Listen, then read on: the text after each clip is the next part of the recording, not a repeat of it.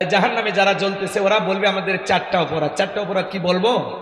দোয়া করলেই ভালো, যেভাবে আপনারা ওটা বসা করতেছেন, কথা না বলা ভালো। চারটা অপরাধ আমি কয়েক মিনিটে শেষ করে দেবো এদিক খেয়াল করে। মেয়ে মানুষ ক্ষমতায় গেলে ঝামেলা, মেয়ে মানুষের রাগ বেশি, জেদ বেশি। দেখেন না, স্বামীর সাথে ঝগড়া লাগে, হাড়ি পাতি ভাঙ্গে ফেলে দেয়, স্বামী তুলে আছাড় মারে।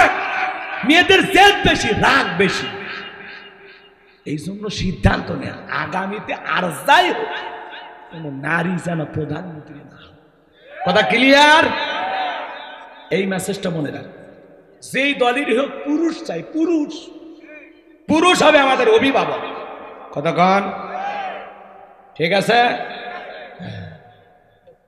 আমার ভাইয়েরা দিল দিয়া কথাগুলো বুঝবে। জান্নাতীরা তখন প্রশ্ন করবে আনিল মুজরিমিন, হে অপরাধীরা, মা সালাকাকুম ফি সাকর, কোন অপরাধে এই সাকর নামক জাহান্নামের আগুনে জ্বলতেছো? দুনিয়ার জীবনে তোমাদের কয়টি অপরাধ ছিল? ওরা তখন বলবে আমাদের অপরাধ হলো 4টি। 1 নাম্বার অপরাধ, ক্বালু লাম নাকু মিনাল মুসাল্লিন। ওরা বলবে আমরা দুনিয়াতে মুসল্লি ছিলাম না, নামাজ পড়তাম না, সালাত আদায় করতাম না। আজান দিয়েছে, উত্তর পাড়ার আব্দুল মালিক মসজিদে ঢুকেছে, আর আমি ঘাড় বেঁকা করে জমির ভিতরে গেছি কোদাল নিয়া। কথা কয় না গো? বলা হলো ভাই নামাজটা পড়ে কোদাল নিয়ে মাঠে যান, কয় না আজকে জমিতে পানি না নিলে ধান লাগানো হবে না, অতএব আজকেই পানি নেওয়া লাগবে, নামাজ যাই যাক। এই যে দুনিয়া, ক্বালু লাম নাকু মিনাল মুসাল্লিন, ওরা বলবে আমরা দুনিয়াতে মুসল্লি ছিলাম না, নামাজ আদায় করতাম না, সালাত আদায় করতাম না। পাশাপাশি দোকানদার আজান দেওয়ার পরে ওই মহেশপুরের দোকানদার একজন ভাই দোকানদারি বন্ধ করে নামাজে চলে গেল, আর আপনি দুনিয়ার লোভে পইরা দোকান খুলে বসে থাকলেন। ও তখন বলবে ভাই চোখের সামনে মানুষ মসজিদে গেছে, আমি দুনিয়ার খেলা নিয়ে ব্যস্ত ছিলাম, দুনিয়ার কাজ নিয়ে ব্যস্ত ছিলাম, দুনিয়ার ব্যবসা নিয়ে ব্যস্ত ছিলাম, এই কারণে আপনি জান্নাতে আর আমি জাহান্নামে। একজন দোকানদার দোকানদারি বন্ধ করে মসজিদে গেছে, দোকানে লেখা আছে শাটারে নামাজের বিরতি। শাটারে কি লেখা আছে? নামাজের বিরতি। চোখের সামনে মানুষ নামাজে যায় মসজিদে, আমি তাকায় দেখছি। মুরব্বী বলছে এ যুবক, চলো মসজিদে যাই। আমরা বোট খেলা নিয়ে ব্যস্ত ছিলাম। উল্টো আরো মুরব্বীকে ধমক দিয়ে বলছিলাম, চাচা আমাদের বয়সে আপনি কি করছিলেন? কথা কন। এইবার মুরব্বী চাচা মন খারাপ করে মসজিদে চলে যায়, আর যুবক বলে মুরব্বী কেমন দিলাম? ভালোই দিছি। তুমি মুরব্বীকে দেও নাই, নিজেরটা নিজে কি দিছো? কথা কন। মুরব্বীর কথা শুনে যদি মসজিদে যাইতা কপাল খুলে যাইতো। আজকে নামাজের দাওয়াত দিলে আপনার ভালো লাগে না, এই জন্য তারা বলবে ক্বালু লাম নাকু মিনাল মুসাল্লিন, আমরা তো মুসল্লি ছিলাম না, সালাত আদায় করতাম না, দুনিয়াতে নামাজ পড়তাম না। তাহলে যারা নামাজ পড়ে না তারা যাবে সাকর নামক জাহান্নামে। তাহলে নামাজি হয়ে জান্নাতে যাওয়ার দরকার আছে না? কারা কারা নামাজি হয়ে জান্নাতে যাবেন হাত তোলেন তো দেখি। আল্লাহ আমাদের সবাইকে 5 ওয়াক্ত নামাজি বানায় দেন। জোরে বলেন না আমিন। আর একটু জোরে বলেন আমিন। আমার ভাইয়েরা, ওরা ওদের 2 নাম্বার অপরাধ বলবে, ওয়ালাম নাকুনু তুইমুল মিসকিন। ওরা বলবে আমাদের 2 নাম্বার অপরাধ, আমরা মিসকিনদের সহযোগিতা করতাম না, দুস্থ অভাবগ্রস্ত মানুষকে সাহায্য করতাম না, মিসকিন সাইল দরিদ্র যারা আছে তাদেরকে সহযোগিতা করতাম না। বাজান গো আমার, এই মিসকিনদের হক নষ্ট হয় 2 ভাবে, একটা হলো রাষ্ট্রীয়ভাবে আর একটা হলো সামাজিকভাবে। আপনারা যারা ধনী আছেন আপনাদের সম্পদের ভিতরে গরিবের হক আছে না নাই? তাহলে গরিব মানুষকে একটু সহযোগিতা করার দরকার আছে না নাই? সাহায্য দেওয়ার দরকার আছে না নাই? আল্লাহ রাব্বুল আলামিন বলেন, ওয়া আম্মাস সাইলা ফালা তানহার, খবরদার তোমার দরজায় কোনো সাইল দরিদ্র লোক গেলে খালি হাতে ফেরত দিও না, কিছু না কিছু দিয়ে বিদায় দাও। নবীজির কাছে একজন ফকির এসে বলে, নবী আমার একটা জুব্বা দেন। বিশ্ব নবী নিজের পরনের জুব্বা খুলে দিয়ে দিলেন। বলুন সুবহানাল্লাহ। আসমান থেকে জিবরাইল আসলেন জান্নাতি জুব্বা নিয়া। সুবহানাল্লাহ কন। এই জুব্বা পরায় দিয়ে বলে, নবী আল্লাহ বলেছেন যদি আপনার থাকে তাহলে দিবেন, নিজেরটা খুলে দেওয়ার দরকার নাই। আপনার যদি অবশিষ্ট থাকে 2টা তাহলে একটা দিয়ে দেবে। আল্লাহ রসুল কেমন মানুষ ছিলেন, নিজের পরনের জুব্বা খুলে ভিক্ষুককে দিয়ে দিয়েছে।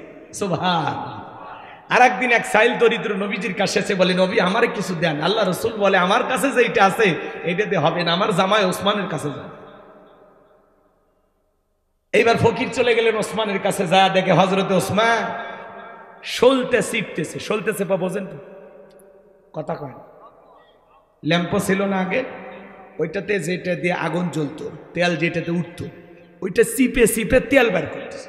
ফকির চিন্তা করে, আমিও তো এরকম জীবনী করিনি, এই মানুষ ভিক্ষা দেবে। নবীর কাছে চলে গেছে, যা বলে, নবী সলতেছে ভিক্ষা চাইনি, যে কি কৃপণ ভিক্ষা দেবে। আল্লাহ রসুল বলতেছে, আমার নাম বলছো তুমি? কয় না। ভিক্ষা চাইছো? কয় না। এইবার যায় দেখে তুলে ধরে। কি ধরে? আকাশে তুলে উড়ে বেড়াইতেছে, সেই তুলে কি করে? ধরে ধরে পাথরের নিচে রাখে। এই দৃশ্য দেখে বলতেছে, সেই লোক তুলে উড়ে যাবার দিচ্ছে না, এই লোক টাকা দে। চলে আসছে, এসে বলে, নবী তুলে ধরে। আল্লাহ রসুল বলতেছে, চাইছিলে? কয় না। কয় আবার চা। এইবার যায় দেখে পিপিলিকার মুখ থেকে খাবার খুলে খুলে নিচ্ছে। ওই চিন্তা করে, আমি ভিক্ষুক হয়ে জীবনে এই কাজ করি, পিঁপড়ের মুখ থেকে যে লোক খাবার খুলে খুলে নিচ্ছে, সেই লোক ভিক্ষা দেবে। চলে গেছে, যা কয়, নবী পিপিলিকার মুখ থেকে খাবার নেই, এই মানুষের কাছে ভিক্ষা চাওয়া যায়? আমার নবী বলে, তুমি যাই আমার কথা বলবা, কি করে না করে কিচ্ছু দেখবে না, যাও। এইবার যায়া দেখে ওসমান কোনো কাজ করতেছে না, বসে আছে। এবার সুযোগ পাইছে, ভয়ে ভয়ে বলতেছে, বিশ্ব নবী আপনার কাছে আমার পাঠাইছে, কি দিবেন বলেন। হযরত ওসমান ডেকে বলে, যেহেতু নবীজি তোমারে পাঠিয়েছেন, ঘরে যেটুকু আছে এটুকু দিলে হবে না। আমার ব্যবসায়ী কাফেলা কোন ফিরে আসবে, ওই কাফেলা থেকে তোমাকে দেব খুশি করার মতো। দেখবেন ফকিরদেরকে তো ধৈর্য কম, আমি বসে থাকতে পারবো না, দিলে দেন, না হলে আরো 2 বাড়িতে যাবো। কথা কন না কেন? ফকিরদের ধৈর্য কম না ভাই, ধৈর্য কম। আর ফকিরেরা কিন্তু চালাক হয়। ফকিররা কি হয়? চালাক। ঢাকা শহরে এক ফকির ভিক্ষা করে, কলেন বিলে চাপ দেয়, ওপর থেকে বলে, ভাই কি, কে আপনি? কয় আমি ফকির, একটু ভিক্ষা দেন। কয় অন্য বাড়ির যান। কলেন বিলে চাপ দেয়, প্রত্যেকটা বাড়িতে এই অবস্থা হয়। এইবার চিন্তা করছে, খালি কলেন বেলে চাপ দিব না, ওপরে যে কথা বলবে ওরে নিচে নামাবো। কলেন বেলে চাপ দিছে, ওপরে যিনি বলতেছে, ভাই কি? কয় ভাই নিচে নামেন, কথা আছে। কি আছে? কথা আছে। এইবার ফকিরের কথা শুনে নিচে নামছে। নামার পরে বলতেছে, ঢাকা শহর ভদ্র মানুষ বসবাস করে, আমিও ফকির হলেও তোর মান সম্মান আছে, তো চিনলে কেমনি টাকা চাই, আমি ফকির, ভাই কিছু ভিক্ষা দেন। তখন বলতে, যাই বেটা, এটা তো জোরে বললেই বাদ পিস, আমি চাইলে দিতাম, না চাইলে না দিতাম। কয় না ভাই, এত জোরে বলবো, ফকির হলে তো আমার একটা সম্মান আছে। তখন বলছে, ও তাই, ঠিক আছে চল। এই ফকিরকে নিয়ে 3 তলায় গেছে, যা বলতেছে, ভাই আমার কাছে কিছু না, আপাতত মাফ করে দেন।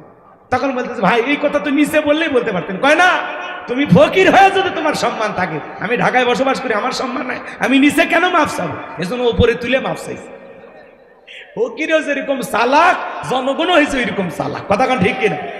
হাত পাতলে কয় খুলছে নাই, কয় 1000 টাকার নোট, ওই ফকিরের যে ঝোলায় আছে 5000 টাকার নোট থাকলে ভেঙে দেবে। কথা কোন ঠিক কিনা? এই জন্য ভাই দিতে কৃপণতা করবে না, গরিব দুঃখীকে দিলে কমে না, আল্লাহ বাড়ায় দেয়। আর কষ্ট না দিই আপনাদেরকে। শোনেন শোনেন শোনেন, আমার তো নিয়ত আসিল 10টায় দিলে 12টায় প্রোগ্রামটা শেষ হয়ে যেত। 12টার পরে ওয়াজ করা আসলে কঠিন হয়ে যায়, আমাদের জন্য অনেক দূরের রাস্তা।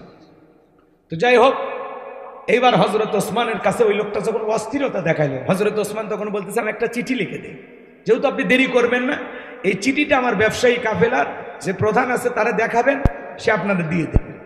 আচ্ছা ঠিক আছে। ওই চিঠির ভিতরে হযরত ওসমান লেখা দিয়েছেন, এই ভিক্ষুক যায় যেইটা পছন্দ করবে, ওই উঠের উপরে যত মাল সামানে থাকবে সব দিয়ে দেবে। এইবার ফকির যায়া কাফেলার সেই সর্দারকে ওইটা দেখাইছে। ওইটা দেখার পরে বলতেছে, দেখেন কোনটা? তো ফকির তাকায় দেখে সামনের যে উটটা, সেটার উপরে সবচেয়ে বেশি মাল সামান, ওইটা ধরছে, ধরে বাড়িতে নিয়ে গেছে। এইবার যত উট আছে সব লাইন ধরে ফকিরের বাড়ি চলে গেছে। সুবহানাল্লাহ। কোন এই দৃশ্য দেখে ফকির চিন্তা করলে এতগুলো তো দেবে না, নবীজির কাছে চলে আসছে। নবী ওসমানকে ডাকলেন, ডাকে বলতেছে, ওসমান তুমি নাকি শুনতেছে?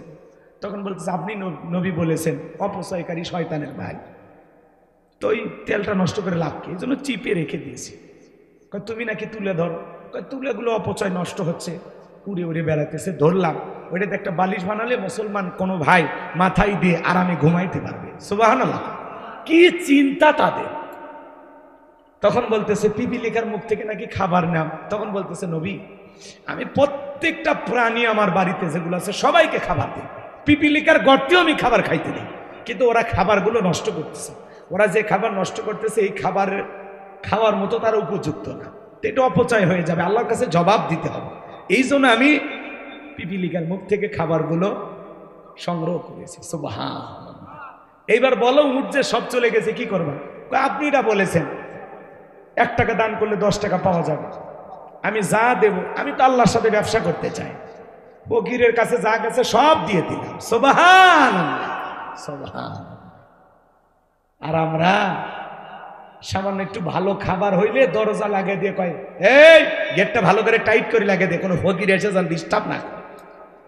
এই হিংসা নে খাইতে বসি আমরা নাকি মুসলমান, কোন পাগলে কর। বাড়িতে একটু শীতের দিনে পিঠা হয়েছে, ছেলে মেয়ের হাতে দিয়ে বলে, এই বাইরে যা খাবি না, অমুকের ছেলে তোর সাথে খেলাধুলা করে, ও যদি তাকায় নজর দেয় তোর পেট খারাপ হবে। এত বড় হিংসা নিয়ে আপনি জান্নাতে যাবেন কোন দরজা দিয়ে?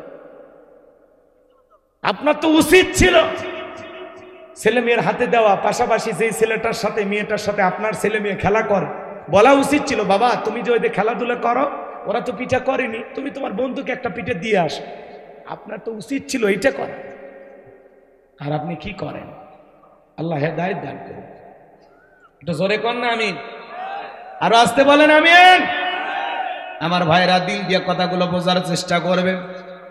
আমি গুনাহগার যে কথা বলতে চাই গভীর মনোযোগ দিয়ে শুনবেন, তাহলে ওরা বলবে আমাদের 2 নাম্বার অপরাধ, ওয়ালাম নাকুনু তুইমুল মিসকিন। ওরা বলে আমাদের 2 নাম্বার অপরাধ, আমরা অভাবগ্রস্ত সাইল দরিদ্র মিসকিন যারা ছিল এদেরকে খাইতে দিতাম না। সাইল দরিদ্র মিসকিন অভাবগ্রস্ত যারা ছিল এদেরকে আমরা খাইতে দিতাম না, সাহায্য সহযোগিতা করতাম না। এটা হলো আমাদের 2 নাম্বার অপরাধ। ওরা বলবে আমাদের 3 নাম্বার অপরাধ, ওয়া কুন্না নাখুদু মাআল খাইদিন।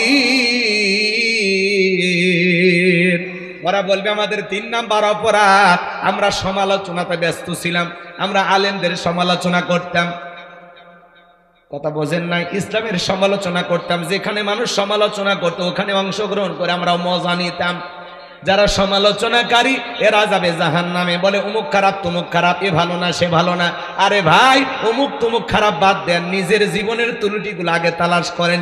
মানুষের সমালোচনা করে লাভ নাই, নিজের আত্মসমালোচনা করা লাগবে। কথা কর, নিজের জীবনেই তো ত্রুটি দিয়ে ভরা, নিজের গুনাহের টেনশনে তো ঘুমাইতে পারি না, মানুষকে নিয়ে এত ভাবার সময় আছে? যারা সমালোচনাকারী, ভাই অমুক খারাপ তমুক খারাপ, এ ভালো না সে ভালো না, আপনি কতটুকু ভালো? আপনি কতটুকু ভালো? এই জন্য আমরা কোনো মানুষকে নিয়ে সমালোচনা করব। চায়ের কাপে ঝড় তোলে, চা খাইতে খাইতে 2-3 গল্প করে অমুক তমুক সে খারাপ এসে, মানে চায়ের কাপে চা খাইতেছে আর গিবত কমিটির সভাপতি সেক্রেটারি হয়ে বসে গেছে। কথা কন ঠিক কিনা? এত কথা কেন বলেন? আপনার জবানের প্রত্যেকটা কথা রেকর্ড হচ্ছে, আল্লাহর কাছে এই কথার ব্যাপারে জবাব দিতে হবে। এই জন্য হিসাব করে কথা বলতে হবে। আল্লাহ বোঝার তৌফিক দান করুন। জোরে বলুন আমিন, আরেকটু জোরে বলুন আমিন। তাহলে আমরা চায়ের কাপে বসে মানুষের সমালোচনা করব? এই গীবত পরনিন্দা চগল করি, এটা মহিলাদের স্বভাব ছিল। 4-5 জন মহিলা এক জায়গায় হলে মহিলারা সমালোচনা করত, এখন আবার 4-5 জন পুরুষ এক জায়গায় হলে সমালোচনা শুরু করে। গীবত করা কি জানেন? মৃত ভাইয়ের গোস্ত খাওয়ার সময় আপনি মৃত ভাইয়ের গোস্ত খাবেন, তাহলে মানুষের গীবত কেন করে? এটা একটা ঘৃণিত কাজ। সমালোচনা করা একটা নিচু মনের মানুষ। যারা সমালোচনা করে এরা কি? নিচু মনের মানুষ। আমরা মানুষের সমালোচনা করব না, নিজের আত্মসমালোচনা করব। আমি তো পাপের ঘরের পাপী, জীবনটা তো গুনাহ দিয়ে শেষ করে ফেলে দিলাম। আমি আমার অপরাধের টেনশনে ঘুমাইতে পারি না, আমি মানুষের অপরাধ কখন দেখব? কথা বলেন এখানে।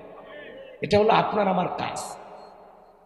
নিজের চোখে সবাইকে ভালো মনে করবেন, নিজের চোখে সবচাইতে নিজেকে নিকৃষ্ট মনে করবেন, যে আমি সবচাইতে বড় পাপী, আমি সবচাইতে বড় খারাপ। কথা বলেন না কেন আপনারা? উচিত কথা কইলে মন খারাপ। এখন উচিত কথা যদি কই পিঠের ওপর দিয়ে যাবি মুখ। এ আনন্দে কিছু লোক কিনে খাবে বগুড়ার স্পেশাল দোষ।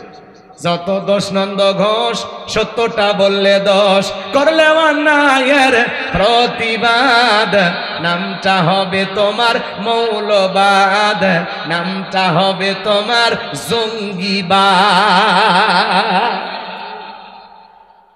কথা সহ্য হয় না। ইমামের পেছনে নামাজ পড়ে, ইমামের বিরুদ্ধে সমালোচনা করে, এই বেটা ভালো হয়ে যায়। যার পিছে নামাজ পড়লি, যে ইমামকে নেতা মেনে নামাজ পড়লি, তার বিরুদ্ধে সমালোচনা, বক্তার অর্শনে বক্তার বিরুদ্ধে সমালোচনা, আলেমুল আমাদের বিরুদ্ধে সমালোচনা, ইসলামের বিরুদ্ধে সমালোচনা। এই জন্য আল্লাহ বলেন ওয়াকুন্না নাখুদু মাল খায়িদিন, যারা সমালোচনাকারী এরা যাবে জাহান্নামে। আবার অনেকে ধারণা পোষণ করে, একজন মোটরসাইকেল নিয়ে একটা মেয়েকে নিয়ে যাচ্ছে, ওই মেয়েটা বউ, বোন না মা কিচ্ছু বোঝে না, মোটরসাইকেলে নিয়ে যাচ্ছে, কয় এই এটা মনে হয় জিনিস। এই যে ধারণা করলেন, এটা কবিরা গুনাহ। ওটা ওর মা না বোন আপনি কি জানেন, না বউ আপনি জানেন, তো ধারণা করে কেন কথা বলতেছেন? আমরা তো এগুলো নিয়ে ব্যস্ত আছি। ভালো আমলের কথা কাজে লাগে না। কি হয়েছে বাপ? এখন শেষ বেলায় এগুলো দিকে লাভ আছে, কষ্ট হয়। তাহলে ওরা বলবে আমাদের 3 নাম্বার অপরাধ, ওয়াকুন্না নাখুদু মাল খায়িদিন। আমরা দুনিয়াতে সমালোচনা করতাম, সমালোচনা করতে ব্যস্ত ছিলাম, আমরা ছিলাম সমালোচনাকারী। যারা মানুষের সমালোচনা করত, ইসলামকে নিয়ে সমালোচনা করত, আলেমদেরকে নিয়ে সমালোচনা করত, সমালোচনায় যারা ব্যস্ত ছিল, এই সমালোচনাকারীরা যাবে সাকর নামক জাহান্নামে। এইবার তাদের 4 নাম্বার অপরাধ, ওয়াকুন্না নুকাযযিবু বিয়াউমিদ্দিন।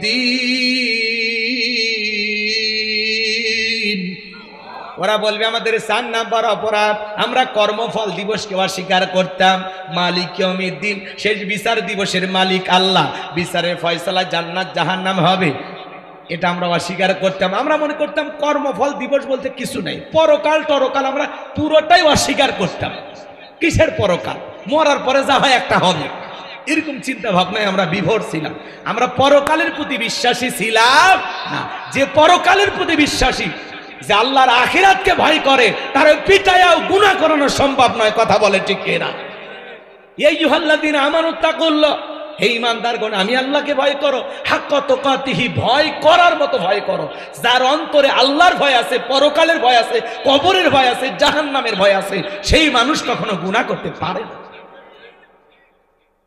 আল্লাহকে ভয় করেন। হে যুবক, গুনাহ করার আগে চিন্তা করো, দুনিয়ার কেউ দেখতেছে না, একজন দেখতেছেন, তিনি কে? রাত 2টার দিকে কার জানালায় গিয়ে গল্প করলি? কথা কয় না কে? কারে যা প্রেমের প্রস্তাব দিলি? সব বিকট। এই যে মোবাইল, সারা রাত আমরা মোবাইলটা ঘরের ভিতরে নিয়ে উল্টা পাল্লা যা খুশি সব দেখতেছি। এই যে গোপনে একা একা কম্বলের ভিতরে, ল্যাপের ভিতরে যা দেখতেছেন, এই ব্যাপারে আল্লাহর কাছে একদিন জবাব দিতে হবে। যাদের অন্তরে পরকালের ভয় আছে, কবরের ভয় আছে, আল্লাহর হিসাবের ভয় যে করে, যে আল্লাহর সামনে দাঁড়াইতে হবে, কি নিয়ে দাঁড়াবো, কি নিয়ে দাঁড়াবো আমি পরকাল, মালিকের কাছে কি হিসাব দিব, যেটুকু আমল করেছি এই আমলে জান্নাতে যাওয়া যাবে কিনা, একটু আমাদের চিন্তা ফিকির করার দরকার আছে না? আমি আল্লাহর সামনে যে কিয়ামতের ময়দানে দাঁড়াবো, কি নিয়ে দাঁড়াবো, কি এমন পুঁজি আছে, কি এমন সম্বল আছে, কি এমন আমল আছে, যেইটা নিয়ে আমি পরকালের বিশাল পথ পাড়ি দেব। একটু চিন্তা করেন না ভাই, 2টা মিনিট বালিশে মাথা রাখেন, ঘুমানোর আগে চিন্তা করেন। এখনই যদি, আজকে রাতেই যদি আপনার মৃত্যু হয়, আল্লাহর কাছে কি নিয়ে যাবেন? কি নিয়ে যাবেন? কতটুকু আখিরাতের মাল সামানা দুনিয়াতে গোছাইছেন? আল্লাহ বলেন আল্লাযী খালাকাল মাউতা ওয়াল হায়াতা লিয়াবলুয়াকুম আইয়ুকুম আহসানু আমালা। আমি আল্লাহ দুনিয়াতে তোমাদেরকে পাঠাইছি কেন? আল্লাহ বলেন আমি সৃষ্টি করেছি মৃত্যু আর জীবন, লিয়াবলুয়াকুম আইয়ুকুম আহসানু আমালা, আমি আল্লাহ পরীক্ষা করে দেখবো আমলের দিক দিয়ে কার আমল কত বেশি উত্তম, কার আমল কত বেশি ভালো। যার আমল ভালো তার আখেরাত ভালো, যার আমল খারাপ তার আখেরাত পুরোটাই বরবাদ। কথা বলেন ঠিক না? আউযু বিল্লাহি মিনাশ শাইতানির রাজিম। বিসমিল্লাহির রাহমানির রহিম। বিতাড়িত মুর্দার শয়তানের কাছ থেকে আল্লাহ পাকের কাছে আশ্রয় প্রার্থনা চাচ্ছি। পরম করুণা অসীম দয়ালু আল্লাহ তাআলার নামে শুরু করছি। আমরা যে কোনো কাজ শুরু করব কার নামে? একটু জোরে বলেন না, কার নামে? আল্লাহর নামে কাজ শুরু করলে কল্যাণ আছে না নাই? বরকত আছে না নাই? তাহলে শুরু হয়ে গেল আলোচনা। আমার আল্লাহ রাব্বুল আলামিন বলেন, কুল্লু নাফসিন বিমা কাসাবাত রহিনা। আরো আস্তে কোন আল্লাহু আকবার। আচ্ছা, আমার কথা কি আপনারা কষ্ট পাচ্ছেন? ওয়ারাব্বাকা ফাকাব্বির, তাকবীর হবে রবের নামে, স্লোগান হবে রবের নামে। যেই জমিনে আল্লাহর শ্রেষ্ঠত্ব বরত্ব ঘোষণা করা হয় সেই জমিনে কখনো শয়তানি শক্তি টিকতে পারে না। এজন্য লিখেছেন তাফসিরুল কোরআন মাহফিল। আমি কি ঘটনা বলবো নাকি তাফসির শুনবেন? তাহলে কথা বললেন একটু মহাব্বতে। আমি আয়াতগুলো শেষ করলে একটু তাকবীর দিবেন, দিয়ে আমাকে একটু সচেতন করবেন, আমাকে একটু জাগ্রত রাখবেন, আমার ভিতরে ধাক্কা দিয়ে বুঝাবেন, হুজুর এটা ওয়াজ করার মাঠ, এটা ঘুমানোর খাট না। কথা কি বুঝতে পারছেন? পারবেন তো ইনশাআল্লাহ? তাকবীর দেন, লিল্লাহি তাকবীর। একটু হাত উঁচু করেন তো, সবাই উঁচু করেন তো। আমার মতো মুষ্টি পাকান, সবাই মুষ্টি পাকান, ছেড়ে দেন, ছেড়ে দেন। হাতটা বুকের কাছে মুষ্টি পাকায় নিয়ে আসেন। আমি বলবো লিল্লাহি তাকবীর, হাত দুটো উঁচু করে বলবেন আল্লাহু আকবার। পারবেন তো? এত জোরে আওয়াজ দেবেন আশেপাশের লোকজনের যেন ঘুম ভেঙে যায়, শয়তান থাকলে যেন বর্ডার খোঁজে পালানোর জন্য। পারবেন তো ইনশাআল্লাহ? রেডি রেডি, লিল্লাহি তাকবীর। আরেকবার হাত নামান, লিল্লাহি তাকবীর। আল্লাহ কবুল করুন, জোরে বলুন আমিন। আমার ভাইয়েরা, আমার আল্লাহ রাব্বুল আলামিন বলেন, কুল্লু নাফসিন বিমা কাসাবাত রহিনা। আল্লাহু আকবার। আমার আল্লাহ রাব্বুল আলামিন বলেন, প্রত্যেকটা ব্যক্তি তার নিষ্কৃত কর্মের ব্যাপারে আবদ্ধ, নিষ্কৃত কর্মের ব্যাপারে আবদ্ধ, দায়বদ্ধ। রহিনা মানে বন্ধক, আবদ্ধ হওয়া, বন্ধ করা। দিল দিয়ে কথাগুলো বুঝবেন। কুল্লু নাফসিন বিমা কাসাবাত রহিনা। প্রত্যেকটা ব্যক্তি তার নিষ্কৃত কর্মের ব্যাপারে আবদ্ধ থাকবে। আপনার জীবনের কৃতকর্মের ব্যাপারে আপনি নিজের কাছে কি আবদ্ধ, দায়বদ্ধ। আপনার জীবনের কৃতকর্মের হিসাব আপনাকেই দিতে হবে। আপনার ছেলে মেয়ে দেবে না, স্ত্রী দেবে না, সন্তান দেবে না, আপনার দল দেবে না, আপনার গ্রামবাসী দেবে না। আপনার জীবনের কৃতকর্মের হিসাব পাই টু পাই আল্লাহর কাছে একদিন দিতে হবে। কাকে? আপনাকে। কথা বলেন ঠিক কি না? এই জন্য আল্লাহ তাআলা বললেন, কুল্লু নাফসিন বিমা কাসাবাত রহিনা। প্রত্যেকটা ব্যক্তি তার নিষ্কৃত কর্মের ব্যাপারে আবদ্ধ। কথায় আছে না, যেমন কর্ম তেমন ফল, বিশ্বাস নাই করিয়া দেখো বেহেশত আর দোজখ সাত, বিশ্বাস নাই মরিয়া দেখো। তো আয়াতের ব্যাখ্যায় তাফসীর ইবনে কাসির থেকে বলছে, তাফসীরকারকেরা লিখেছেন, যদি কেউ সৎ কর্ম করে, ভালো কর্ম করে, এই ভালো কর্মের ফলাফল হলো জান্নাত। সুবহানাল্লাহ বলেন। আর যদি কেউ মন্দ কৃতকর্ম করে, খারাপ কৃতকর্ম করে, বাজে কৃতকর্ম করে, এর ফলাফল হলো জাহান্নাম। তাহলে এদিকে খেয়াল করেন, ভালো কর্মের ফলাফল জান্নাত আর মন্দ কর্মের ফলাফল জাহান্নাম। কি কথা বোঝা যায়? রাগ করবেন না তো ইনশাআল্লাহ? এইবার চলেন, আমি কথাগুলো ভেঙে ভেঙে বলবো। আমি রংপুরে ওয়াজ করলাম, এক মুরব্বী চাচা কই, ভাতিজা তুমি ওয়াজ করো, পেশাব লাগলে লঙ্গিত পেশাব করো। চাচা তাহলে তো চাইছি খেপে যাবে। কয় না হুজুর এমন ওয়াজ ধরছে, ওঠার কায়দা ছিল না, জাগাতি কাম সারছে। কথা কি বুঝছে? এই জন্য পুরুষ হন, কথাগুলো খুব মনোযোগ দিয়ে শুনবেন, তাহলেই ভালো লাগবে। কোরআন টু কোরআন আলোচনা হবে। আমার কবির ভাই আপনাদেরকে অনেক সঙ্গীত শোনাইছে, অনেক গান শোনাইছে, শুনছেন না? আমি আর দুই একটা গান না বললাম, আমি আজকে শুধু আলোচনা করব। ঠিক আছে তো ইনশাল্লাহ? আচ্ছা, এক ভাই তার গান গাইছেন, আমি আজকে শুধু তাফসীর করব। কি কি তাই না? সময়টাকে কাজে লাগাইতে হবে। আমি আগেই বলছি, সময়টাকে কাজে লাগাইতে হবে। প্রত্যেকটা আয়াতের অর্থ খালি কান খাড়া করে শোনেন, ভালো লাগবে ইনশাল্লাহ। কথা তো আমার না, কথা আল্লাহ। কুল্লু নাফসিন বিমা কাসাবাত রহিনা, প্রত্যেকটা ব্যক্তি তার নিষ্কৃত কর্মের ব্যাপারে আবদ্ধ, দায়বদ্ধ। আপনার জীবনের কৃতকর্মের হিসাব আপনাকেই দিতে হবে। কার কাছে? দিনের আলোতে, রাতের আধারে, গোপনে, প্রকাশে যা করতেছেন প্রত্যেকটা কৃতকর্মের হিসাব আল্লাহ তাআলার কাছে দিতে হবে। এই যে ক্যামেরা দিয়ে আমার আলোচনা রেকর্ড করা হচ্ছে, 6 মাস পরে এই ক্যামেরার যদি মেমোরি থাকে, বলেন তো বাজান এই আলোচনা শোনা সম্ভব কিনা? তো মানুষ যদি দুনিয়ার ক্যামেরার মধ্যে এত কথা ধারণ করতে পারে, এই বুদ্ধি যদি মানুষের মাথার মধ্যে থাকতে পারে, আপনাকে আমাকে কন্ট্রোল করার জন্য আল্লাহরও ভিডিও আছে না নাই? সিসি ক্যামেরা আছে না নাই? কিরামান কাতিবিন ইয়ালামুনা মা তাফআলুন। সম্মানিত দুইজন লেখক ফেরেশতা, এদের নাম কিন্তু কিরামান কাতিবিন না, এরা হলো সম্মানিত দুইজন লেখক ফেরেশতা। আপনি যত ভালো কাজ করবেন, ডান কাঁধে থাকার ফেরেশতা আপনার ওই নেক আমল লেখে। এই যে এই জায়গায় বসে ওয়াজ শুনতেছেন, নেক আমল লিখতেছে। আবার এই মুহূর্তে যারা সিনেমা হলে মনিহারে ছবি দেখতেছি, ঢুস ঢুস ওদেরটাও লিখতেছে। কথা কয় না গো? এই মুহূর্তে যদি কেউ পতিতালয়ে যায়, তারটা ভিডিও হচ্ছে। তার মানে দুনিয়ার ক্যামেরা দিয়ে আমার আলোচনা যেমন রেকর্ড করা হচ্ছে, আল্লাহর ফেরেশতারা প্রত্যেকটা মানুষের কৃতকর্মগুলো রেকর্ড করতেছে, অডিও এবং ভিডিও। এই বিশ্বাস আপনাদের আছে না নাই? সরকার একটা রাষ্ট্র চালাইতে গেলে তার যেরকম সিআইডি থাকে, ডিবি থাকে, গোয়েন্দা বাহিনী থাকে, আল্লাহরও গোয়েন্দা ফেরেশতা আছে না নাই? আল্লাহ বলেন মা ইয়ালফিজু মিন কাউলিন ইল্লা লাদাইহি রাকিবুন আতীদ। আল্লাহু আকবার। আল্লাহ বলেন বান্দা এমন কোন কথা বলে না, এমন কোন কর্মকাণ্ড করে না যা রেকর্ড করার জন্য আমার ফেরেশতারা নাই।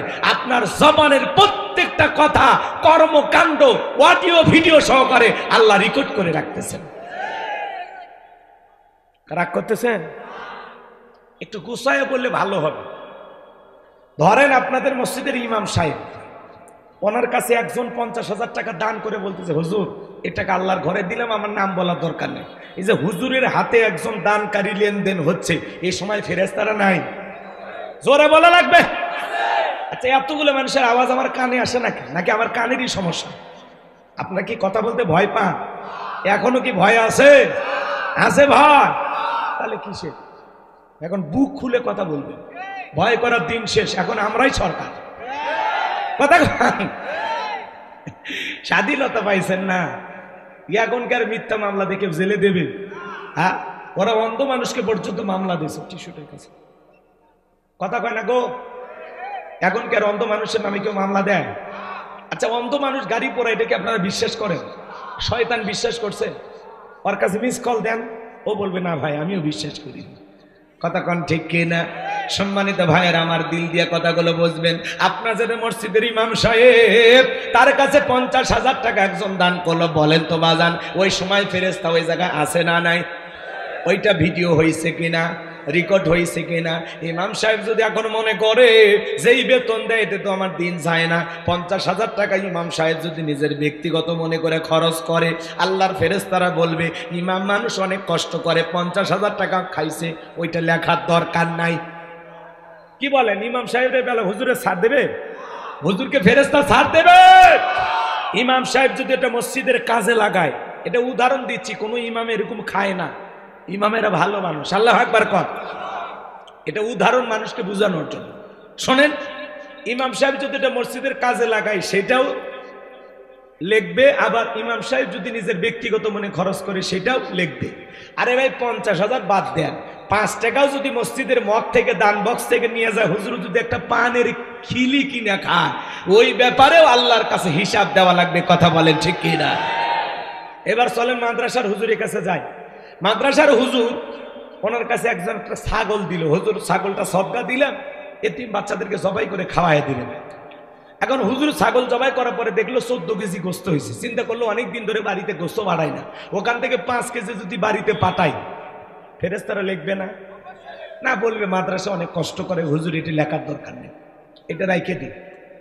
তার মানে হুজুরের এদিক খেয়াল করেন, হুজুর যদি ওই 14 কেজি গোস্ত মাদ্রাসার বাচ্চাদেরকে রান্না করে খাওয়ায় সেইটাও লিখবে, আবার হুজুর যদি ওখান থেকে 5 কেজি বাড়িতে পাঠাই সেই ব্যাপারে হুজুরকে আল্লাহর কাছে জবাব দিতে হবে। ফেরেশতারা একটু চুল পরিমাণ এদিক সেদিক করবে না। আরে ভাই 5 কেজি দূরের কথা, 50 গ্রাম গোস্ত যদি হুজুর এদিক সেদিক করে, সেই ব্যাপারেও আল্লাহর কাছে হুজুরকে জবাব দিতে হবে। আমার কথা কি বোঝেন? আমি একটু উদাহরণ দিয়ে কথা বলতে ভালোবাসি। এখন আপনারা বুঝলে আলহামদুলিল্লাহ, না বুঝলে আমার করার কিচ্ছু নেই। এটাই আমার ওয়াজের সিস্টেম। অনেকের মাথায় এবার এগুলো ধরে না। এবার চলেন শোনেন, ইমাম সাহেব যা করে ওই জায়গায় ভিডিও হয়, মাদ্রাসার হুজুর যা করে সেইখানে ভিডিও হয়। খালি নেতারা যখন চাল টাল বিতরণ করে ওই সময় কিন্তু ভিডিও হয় না। ফেরেশতারা ভয়ের সাইডে থাকে। হ্যাঁ, চালের কাঠে লেখা আছে 50 কেজি। এখন চেয়ারম্যান সাহেব দিল মাত্র 30 কেজি, বাকি 20 কেজি মাইরে দিছে। মাইরে দাও বোঝেন তো, চাল পাইছে 700 বস্তা, 500 বস্তা আগেই বিক্রি করছে। কথা কয় না গো। আর 200 বস্তা নিয়ে এসে কোনো মতে দিয়ে খালি ভিডিও আর ওই পেপার একটু নিউজ, এটা করার জন্য 200 বস্তা দেয় বাধ্য হয়ে। কথা কয় না। এখন চাল পাওয়ার কথা 50 কেজি, সেই জায়গায় যদি 30 কেজি বিতরণ করে, যে কাঠ নিয়ে চাল নিল গরিব মানুষ, ও বলতেছে ভাই আমি তো 50 কেজি পাইতে 30 কেজি দিলেন, বাকি 20 কেজি। কয় এগুলো কর্মী পালতে অনেক টাকা লাগে, ওদের মোটরসাইকেল তেল কিনে দেওয়া লাগে, বেশি বোঝো তুমি, বেশি কথা বলে বাকি 30 কেজি রেখে দেবে। কথা কন ঠিক কিনা? এই যে চেয়ারম্যান সাহেব এই যে আচরণটা করলো, ফেরেশতারা নাই, ভিডিও হয়েছে না, রেকর্ড হয়েছে না, রেকর্ড হয়েছে। চেয়ারম্যান সাহেব যদি 50 কেজি জনগণের আমানত 50 কেজি বুঝায়া দেয়, সেইটাও আল্লাহর ফেরেশতারা লিখে রাখবে, চেয়ারম্যানের কপাল খুলবে। আবার চেয়ারম্যান যদি দুর্নীতি করে 50 কেজির জায়গায় 30 কেজি দিয়ে 20 কেজি মাইরা দেয়, ওই জায়গায় চেয়ারম্যানের কপাল পুড়বে। ওই 20 কেজির ব্যাপারে আল্লাহর কাছে হিসাব দেওয়া লাগবে। কিয়ামতের ময়দানে অনেক নেতা চাল ডাল ডেউটিন সহ কিয়ামতের ময়দানে হাজির হবে। মানুষ দেখে বুঝবে এই সেই নেতা যে দুর্নীতি করছে, চুরি করছে, 11 লক্ষ কোটি টাকা দুর্নীতি করে বিদেশে পাচার করেছে, যা ইচ্ছা তাই করেছে, বেগম পাড়া বানাইছে, ব্যাংকে কারি কারি টাকা। কথা বলেন না কেন? আজকে কই গেছে ওদের? এজন্য জুলুম করতে নাই। জুলুমের শেষ পরিণতি পরাজয়, আর মাজলুমদের শেষ পরিণতি হলো বিজয়। কথা বলেন ঠিক কিনা? জনগণের আমানতের খেয়ানত করতে নাই। ক্ষমতা আল্লাহ দেয়া নিয়ামত, জনগণের দেয়া আমানত। নিয়ামত পেয়ে প্রশংসা আদায় করা লাগে, আমানতের দায়িত্ব সঠিকভাবে পালন করা লাগে। আমানতের খেয়ানত করলে আল্লাহর কাছে জবাব দিতে হবে কিনা বলেন আমার ভাইয়েরা? তাহলে নেতা যা করে সেইটা ভিডিও হয়, খালি যুবকেরা যা করে আল্লাহর ফেরেশতারা ভিডিও করে না। একটা যুবক পার্কে বান্ধবীর হাত ধরে বসে আছে, ওই জায়গায় ফেরেশতা নাই না? পার্কে কিন্তু ফেরেশতারা শর্মেই যায় না। যেখানে পোলাপান বাচ্চা মানুষ কি করে না করে দরকার নেই। আর 14ই ফেব্রুয়ারির দিনে সব ফেরেশতা তো ছুটি যায় না, কি কর? ফেরেশতাদের ছুটি আছে, ঘুমায়, খায়। খাইতে গেলে তো আধা ঘন্টা অকাম বদকাম করতে নেই, আধা ঘন্টা লিখতে পারতো না। ওরা খায়ও না, ঘুমায়ও না, 24টা ঘন্টায় লিপিবদ্ধ করা হচ্ছে। কথা বলে ঠিক কিনা? এই যে মাহফিলে বসে যদি আপনারা ভালো চিন্তা করেন, ভালোটাও লেখা হবে, মন তো চিন্তা করলে ওইটাও লেখা হবে। একেবারে খুলে স্পষ্ট করে একটা সহি ধারণা আপনাদের মাথার ভিতরে ঢুকাবো। কথা কি বুঝতে পারতেছেন? শুধু আয়াত তিলাওয়াত করলাম আর বললাম তাহলে তো বুঝবেন না। ওই আয়াত প্রসঙ্গে যেই কথাগুলো আপনাদেরকে যত সহজভাবে আপনাদের মাথার ভিতরে ঢুকানো যায়, সেই চেষ্টাটা আমি করতেছি।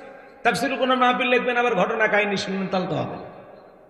ঘটনা যদি আসে আয়াত প্রসঙ্গে সেটা আমি বলবো। তো এই জায়গায় আল্লাহ তাআলা বলতেছেন কুল্লু নাফসিন বিমা কাসাবাত রহিনা, প্রত্যেকটা ব্যক্তি তার নিষ্কৃত কর্মের ব্যাপারে আবদ্ধ। এই আবদ্ধ আপনি আমি জীবনে যা যা কর্মকাণ্ড করতেছি, দিনের আলোতে রাতের আধারে গোপনে প্রকাশ্যে, তো এই জিনিসগুলো আমি ভেঙে বলতেছি। ইমামের কথা বলতেছি, মুতামিমের কথা বলতেছি, যুবকদের কথা বলতেছি, নেতাদের কথা বলতেছি। তার মানে এই দুনিয়ার জীবনে আমরা যে যা করতেছি প্রত্যেকটার অডিও ভিডিও আল্লাহর কাছে আছে, সব লিপিবদ্ধ করা হচ্ছে। কথা বলে ঠিক? এই কথাগুলো ভেঙে আপনাদেরকে বলতেছি। কোন যুবক যদি পার্কে বসে হাত ধরে থাকে বান্ধবীর, বলেন ফেরেশতারা লিখবে না? এ যুবক মনে করে না জঙ্গল প্রেম করার জন্য মঙ্গল, জঙ্গলে কেউ না দেখলে একজন দেখেন, তিনি কে? আরো জোরে বলেন কে? আমার ভাইয়ারা, তার মানে যুবকেরা যা করে লিপিবদ্ধ করা হয়। বাসর ঘরে যুবক দিন মোহর ভাগি দেয়। আপনাদের এলাকায় আছে কিনা জানি না, 1000 টাকার মোহরানা ধার্য করা হয়। 1000 টাকার মোহরানা, ছেলের নাম আবুল, দিয়েছে একটা নাকের ফুল 1000 টাকা দাম, বলেছে কবুল, জীবন পুরোটাই ভুল, 99,000 টাকা বাকি, জনম দেবে ফাঁকি। বিয়ে করে বাসর ঘরে যুবক বসে আছে সোফাই, মেয়ে বসে আছে খাটে। আপনাদের এলাকায় শোনেন ভাই, আপনাদের এলাকায় বিয়ে শাদী হয়? যারা মহরানা স্ত্রীকে দেওয়া নফল না ফরজ? ফরজ। প্রত্যেকটা পুরুষের দায়িত্ব তার স্ত্রীর মহরানা পরিশোধ করা। মহরানা পাওয়া নারীর অধিকার, আর এই অধিকার প্রতিষ্ঠিত করার দায়িত্ব পুরুষের। কথা বলে ঠিক কিনা? আর নাকের রুমাল যে আপনি বিয়ে করতে গেছেন, তার মানে ধান্দা মহরানা ফাঁকি দিবেন। মহরানা দেওয়া তো দূরের কথা, উল্টো শ্বশুর বাড়ির চাঁদাবাজি করে যৌতুক নেয় 1 লাখ, 1.5 লাখ, 2 লাখ টাকা। যারা যৌতুক নেয় এরা ছোট লোক। কথা কন, এরা কি ছোট লোক? কাঁচা পায়খানা খাওয়া যেমন হারাম, কন্যা পক্ষের কাছে জোর করে যৌতুক দাবি করা তেমনি হারাম। তো যৌতুক না খায় ওইটা খাবেন? তা তো খাবেন। আপনাদের এলাকায় আছে কিনা জানি না, এলাকার ছেলেরা অবশ্য যৌতুক নেয় না। এ যুবক, তোদের পায়ে হাত দিয়ে অনুরোধ করি, খবরদার। একটা মা বাবা 16 বছর 18 বছর একটা মেয়ে লালন পালন করে কলিজা ছিঁড়ে তোর হাতে ধরায় দিল, কেমনে পারিস সে শ্বশুর বাড়ির উপরে জুলুম করে যৌতুক নিতে? কথা বলো। এক ছেলে বউরে পিটাইতেছে, মানুষকে কেন পিটাও? কয় পিটাবো না, এই বেহা নারীর বাবা 1.5 লাখ টাকা যৌতুক দেওয়ার কথা, 1 লাখ টাকা দিয়েছে, আমি এখনো 50,000 টাকা পাই, শ্বশুর বাড়ির থেকে মানে হাল খাতা টাকা পাই।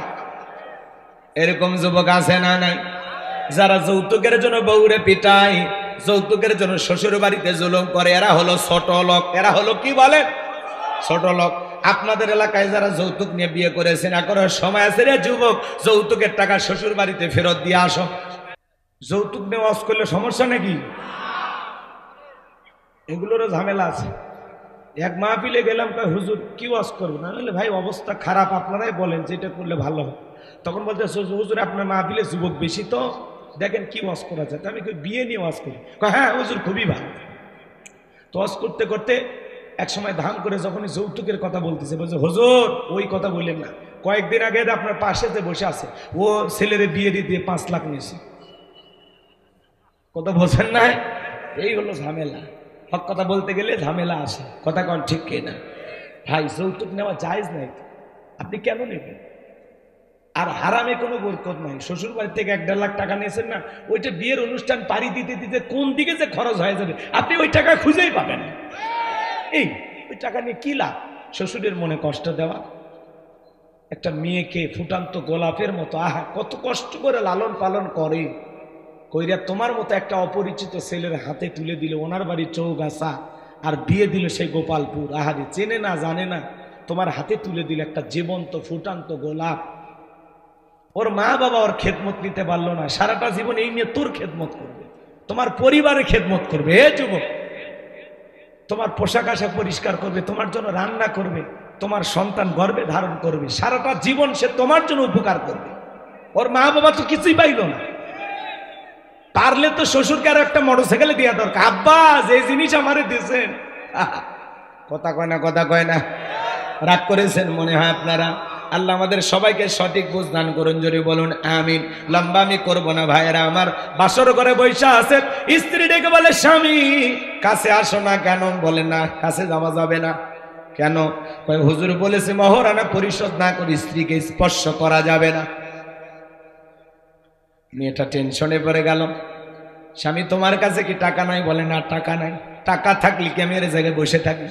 তো হুজুর কি আর কিছুই বলে নাই? হুজুর বলেছে বউ যদি মাফ করে দেয়, প্রথম দিনে আপনার বউ 1 লাখ টাকা মাফ করে দিবে, এরকম ডিল কারো আছে? হ্যাঁ, এটা মাফ করে নেওয়া না ব্ল্যাকমেল করা। ট্যাবে ভাইলে মাফ নাইতেছে। মেয়েটা তো ইচ্ছা করে মাফ করেনি। মেয়ে চিন্তা করলো বাপ মা গরু ছাগল জবাই করে 300 মানুষকে খাওয়াইয়া শ্বশুর বাড়িতে পাঠাইতে, স্বামী যদি কাছে না আছে ও 7-8 টাকা দিয়ে কি করবে? তখন বাধ্য হয়ে মাফ করে দেয়। এই সময় ফেরেশতারা ভিডিও করছে কিনা, রেকর্ড হয়েছে কিনা? বাঁচার উপায় নাই রে যুবক। এখন যারা বিয়ে করেছো মহরানা পরিশোধ করো, যে কয় টাকা বাকি আছে আগে ওইটা পরিশোধ করো। কিছু দিয়ে মাফ না, একবারে 1 লাখ টাকা কেউ মাফ করে দেয়, 50,000 টাকা বউকে দেন, দিয়ে বলেন শোনা বাকি 50,000 টাকা 2 মাসের মধ্যে দিয়ে দেবো, আপাতত মাফ করে দিয়ে জীবন শুরু করি। কথা ক্লিয়ার? আর যারা মহারানা না দিয়ে স্ত্রীকে সারাটা জীবন এইভাবে ঘর সংসার করে যাবেন, কঠিন কিয়ামতের ময়দানে জিনাকারী নারী পুরুষের কাতারে আল্লাহ তাআলা আপনাকে দাঁড় করাবে। এখনো সময় আছে, সাধ্য অনুযায়ী সামর্থ্য অনুযায়ী যতটুকু পারেন বইয়ের মহারানা পরিশোধ করে দেবেন ইনশাআল্লাহ। আল্লাহ বোঝার তৌফিক দান করুক, জোরে বলুন আমিন। আল্লাহ রাব্বুল আলামিন বলেন কুল্লু নাফসিম বিমা কাসাবাত রাহিনা, প্রত্যেকটা ব্যক্তি তার নিষ্কৃত কর্মের ব্যাপারে আবদ্ধ থাকবে। আপনার জীবনের কৃত কর্মের হিসাব আপনাকে দেয়া লাগবে। খাদ্যে ভেজাল দিলে হিসাব দেওয়া লাগবে, দুধে পানি মিশাইলে হিসাব দেওয়া লাগবে, জমির আল ঠেললে হিসাব দেওয়া লাগবে। এক ছেলেকে কম দিবেন আর এক ছেলেকে বেশি দিবেন, ছেলেরে বেশি দিবেন মেয়েরে কম দিবেন, আল্লাহর কাছে হিসাব দেওয়া লাগবে। কথা কর। আরো কত সমস্যা সমাজে আছে বাজার, কয়টা কথা বলবো, বলতে গেলে তো সারা রাত চলে যাবে, অত কথা বলার সময় নাই। আমার ভাইয়েরা, যার অন্তরে আল্লাহর ভয় আছে, খাদ্যে ভেজাল দেওয়া যাবে না, ওজনে কম দেওয়া যাবে না, দুধে পানি মেশানো যাবে না, সুদ খাওয়া যাবে না, ঘুষ খাওয়া যাবে না, মা বাবাকে কষ্ট দেওয়া যাবে না, বিবির হক নষ্ট করা যাবে না, ছেলে মেয়ের হক নষ্ট করা যাবে না, পাড়া প্রতিবেশীর সাথে খারাপ আচরণ করা যাবে না। কথা কোন ঠিক কে না? দিল দিয়া কথাগুলো অনুধাবন করবেন। 3 বার হজ করছে, ত্রিপল হাজি, এরপরে জমির আল কাটে জমি বাড়ায়, এমন কায়দায় জমির আল কাটে মনে হয় ফুল সিরাত বানাইছে। আছে না নাই? হজে যাওয়ার আগে ছেলেদের বেশি বেশি সম্পত্তি দিয়া মেয়েরে ঠকায়, বলে মা খানায় কাবার গিলাপ ধরে তোর জন্য দোয়া করবো।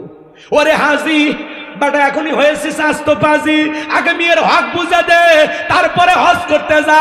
আর মেয়ের হক ফাঁকি দিয়া খানাই কাবার গিলাপ ধরে দোয়া করলে ওই হজ বাংলাদেশের বিমানবন্দর পার হবে না। আগে হক বুঝে দে। মেয়ে পাবে 2 বিঘা, দেয় 5 শতক। হক বুঝে দেন, আগে হক বুঝে দেন, হজ পরে। ফাঁকি বাজি কথা কম। আপনাদের এলাকা অবশ্য এরকম নাই। মাথায় মুখে দাড়ি টুপি, সুদের টাকা লেনদেন করে। আপনার তো লজ্জা হওয়া উচিত। আল্লাহ হেদায়েত দান করুন। আমি আমার বিশ্বাস ঝিনাইদহে কেউ সুদ খায় না, এদিকের মানুষ আল্লাহর ওয়ালি নাই নাই। তাহলে আপনি যে যা করতেছেন শোনেন যুবক, 14 ফেব্রুয়ারিতে কার ওন্না ধরে টান দিয়েছিস, ভিডিও কিন্তু আল্লাহর ফেরেশতারা করে রাখছে, হিসাব দেওয়ার জন্য রেডি থাকো। কথা কয়, কার পিছনে গোলাপ ফুল নিয়ে ঘোরাঘুরি করেছিস, ফেরেশতারা ভিডিও করে রাখছে। আল্লাহর কাছে জবাব দিতে হবে। প্রথম আয়াতের আরো অনেক কথা আছে, আপনারা জবাব দিচ্ছেন কম, এই জন্য পরের আয়াতে চলে গেলাম, কষ্ট হয়। আল্লাহ রাব্বুল আলামিন বলেন ইল্লা আসহাবাল ইয়ামিন, ডান পাশে যারা থাকবে তারা নিরাপদ। সুবহানাল্লাহ বলেন, আরেকটু জোরে বলেন সুবহানাল্লাহ। আমার আল্লাহ রাব্বুল আলামিন বলেন ওয়া কুনতুম আজওয়াদান সালাসা ফা আসহাবুল মাইমানাতি মা আসহাবুল মাইমানা ওয়া আসহাবুল মাশআমাতি মা আসহাবুল মাশআমা ওয়াস সাবিকুনাস সাবিকুন উলাইকাল মুকাররাবুন। সূরা ওয়াকিয়ার ভিতরে আল্লাহ পাক জানিয়ে দিলেন কিয়ামতের ময়দানে আল্লাহ তাআলা মানুষকে 3 শ্রেণীতে ভাগ করবে। এর মধ্যে যারা ডানপন্থী তারা হবে জান্নাতি। সুবহানাল্লাহ বলেন। ডান পাশে যারা থাকবে তারা হবে নিরাপদ। এজন্য আল্লাহ রাব্বুল আলামিন বলেন ইল্লা আসহাবাল ইয়ামিন ফি জান্নাতি ইয়াতাসাআলুন। আল্লাহ বলেন ডান পাশে যারা থাকবে তারা যাবে জান্নাতের বাগানে। সুবহানাল্লাহ বলেন। তারা জান্নাতের বাগানে প্রবেশ করবে। একজন জান্নাতি আর একজন জান্নাতির সাথে পরস্পরে গল্পে লিপ্ত হবে। ফি জান্নাতি ইয়াতাসাআলুন, তারা প্রবেশ করবে জান্নাতের বাগানে এবং জান্নাতি একজন জান্নাতি আর একজন জান্নাতির সাথে পরস্পরে গল্পে লিপ্ত হবে। বলুন সুবহানাল্লাহ। আমি আজকের মাহফিলের সভাপতি দোয়া করলাম, আল্লাহ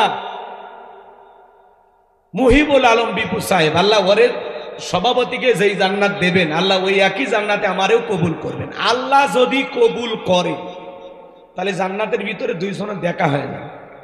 উনি তখন বলে, এই আপনি তো আমার এলাকায় ওয়াজ করতে গেছিলেন।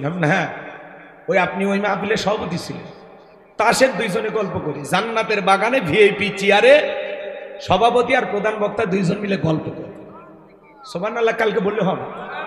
আমি দোয়া করলাম, আল্লাহ আজকের মাহফিলে যত মানুষ আলোচনা শুনতেছে আল্লাহ সবাইকে, আমাদের সবাইকে আপনি একই জান্নাতে কবুল করেন। জোরে বলেন আমিন।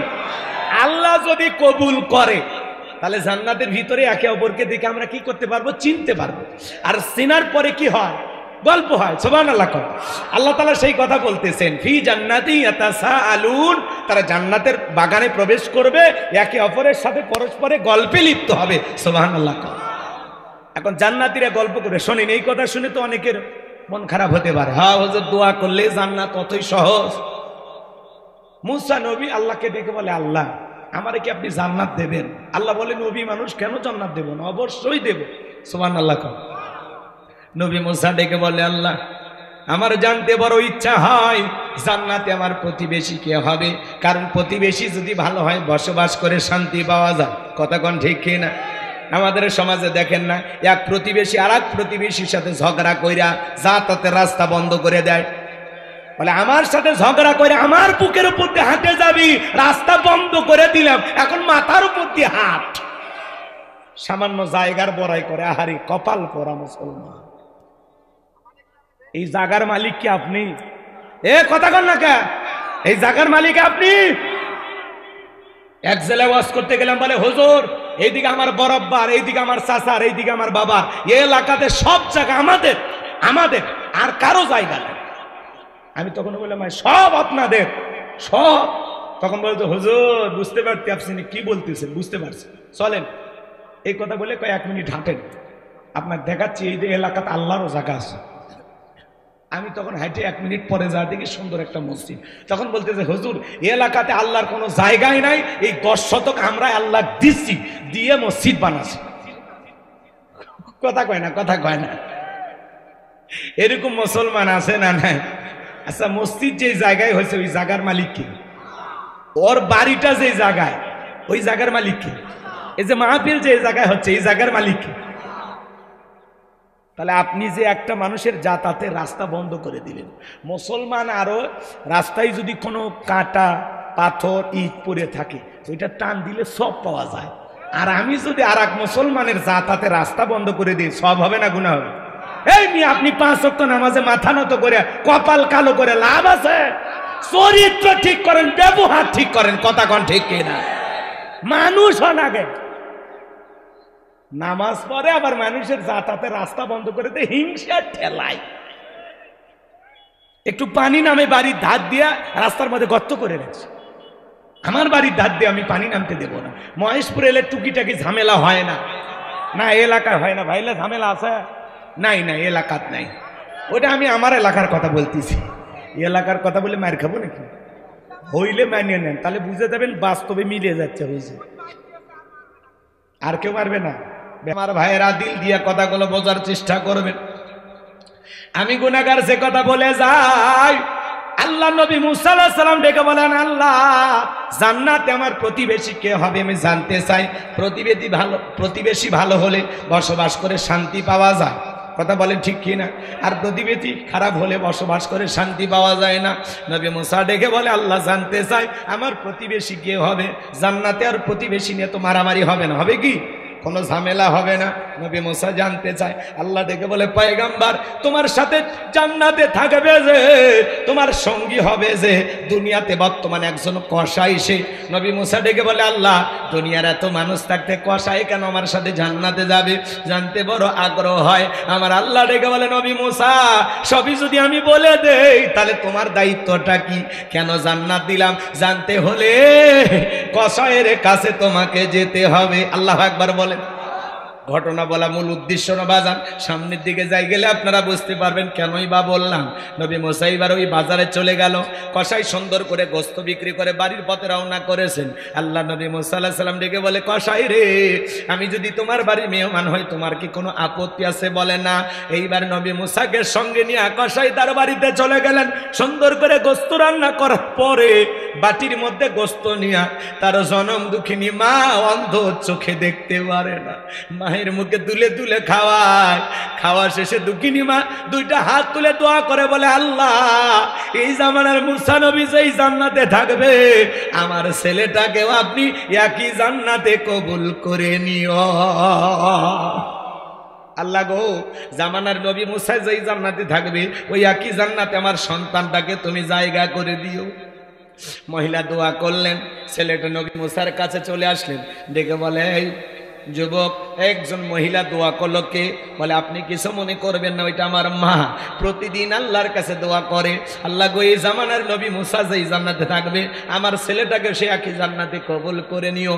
আপনি বলেন, কই জামানার নবী মুসা আর কই আমার মতো সামান্য কসাই আল্লাহকে এই দোয়া কখনো কবুল করতে পারে? নবী মুসা ডেকে বলে, কসাই রে, আমি হলাম জামানার নবী মুসা, আর তোমার মায়ের দোয়া আল্লাহ কবুল করেছেন। আমি যেই জান্নাতে থাকবো সেই জান্নাতের পাশের ফ্ল্যাটে আল্লাহ তোমাকেও থাকার জায়গা করে দেবে। তোমার মায়ের দোয়া কবুল হয়েছে, মায়ের দোয়ার কারণে সন্তান জান্নাতি হয়ে গেল নবী মুসার সাথে। সেই মায়ের সাথে ভালো ব্যবহার করার দরকার আছে না নাই? আপনাদের মা বাবা আছে না নাই? আজকে সমাজের সবচাইতে বেশি অবহেলিত হলো মা বাবা, সন্তানদের দ্বারা লাঞ্ছনা গঞ্চনার শিকার হলো মা বাবা। কথা কন, কথা কন। এই জন্য আল্লাহ বলেন, ওয়াকাদা রাব্বুকা আল্লা তা'বুদু ইল্লা ইয়াহু ওয়া বিল ওয়ালিদাইনি ইহসানা। আল্লাহ বলে, আমার ইবাদত করো, আমার গোলামি করো, আমার ইবাদতের সাথে কাউকে শরীক করো না। আমার ইবাদতের পর তোমাদের দায়িত্ব হলো মাতা পিতার সাথে খেদমত করা, তাদের সাথে উত্তম আচরণ করা।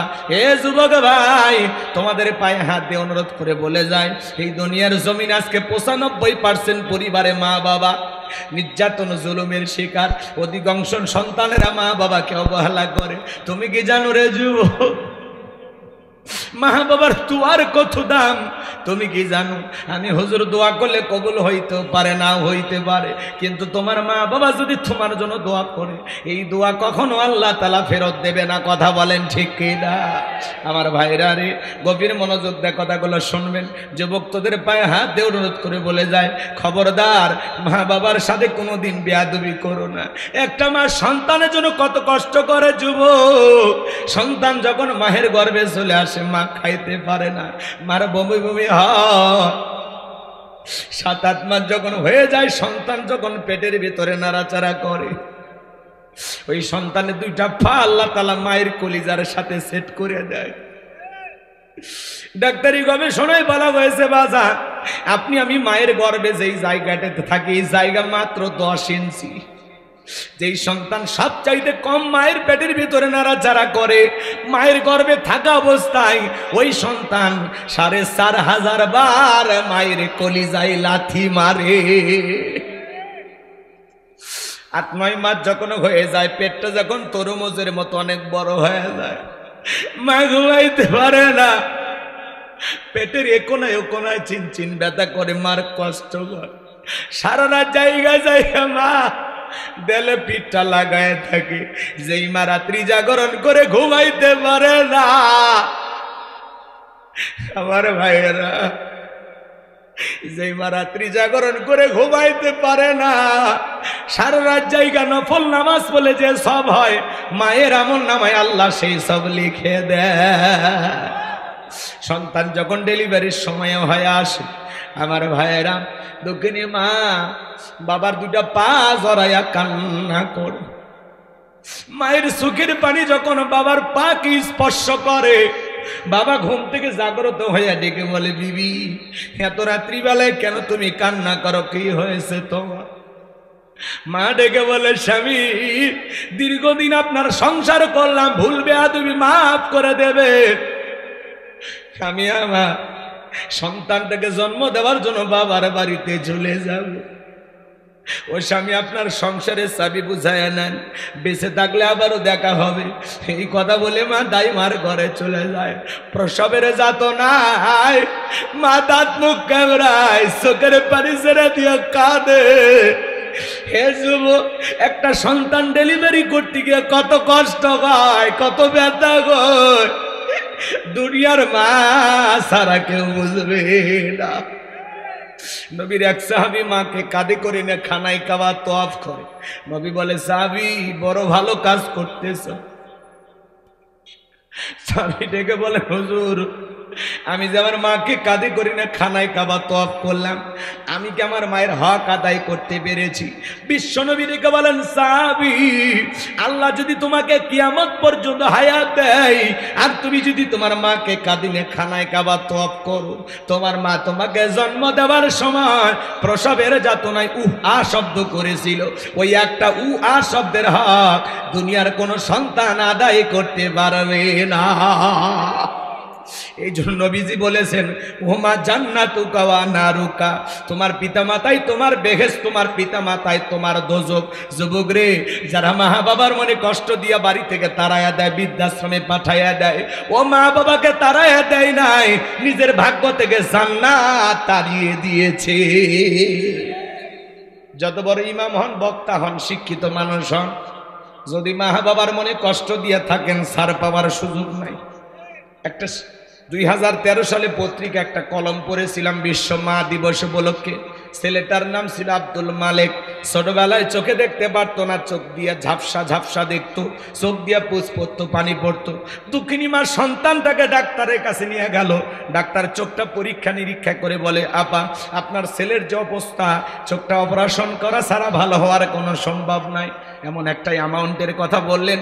মহিলা কাঁদে আর ডেকে বলে, ডাক্তার ভাই এত টাকা পাবো কোথায়? ছেলের তো বাবা নাই। ছেলে যদি বড় হয়ে অন্ধ হয়ে যায়, স্বামীরেও হারাইলাম, সন্তান বড় হয়ে অন্ধ হলো, তাহলে আমার জীবনের কি বা হলো?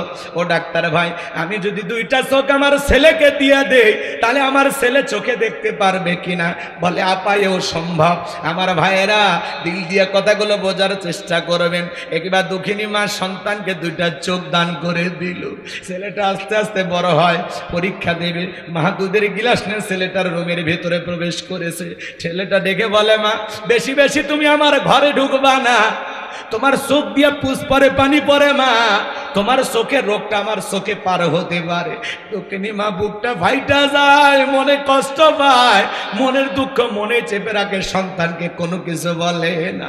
ছেলেটা চাকরি, আমার ভাইয়েরা পরীক্ষা দিয়ে ভালো রেজাল্ট করেছে, চাকরির সন্ধানে ঢাকায় চলে গেল।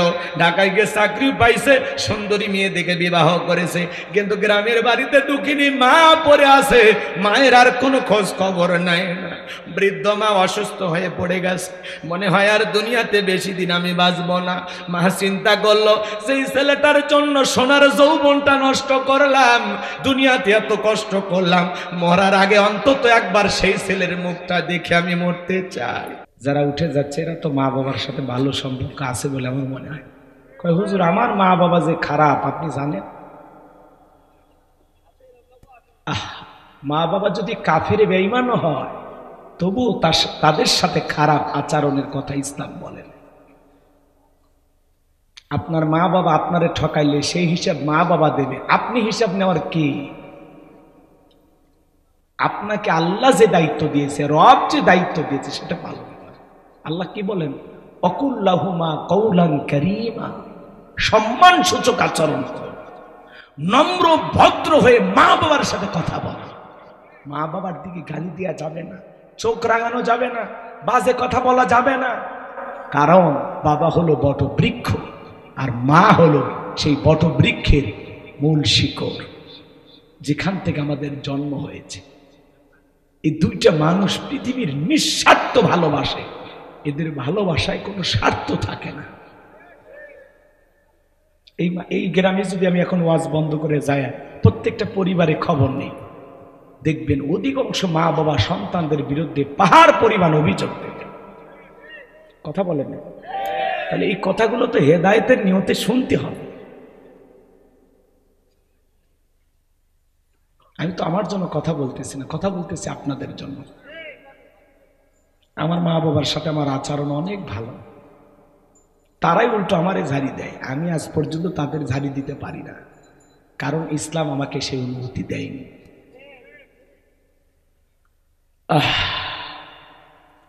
ছেলেটার মা তখন চিন্তা করলো মরার আগে একবার ছেলেটাকে কি দেখতে চাই।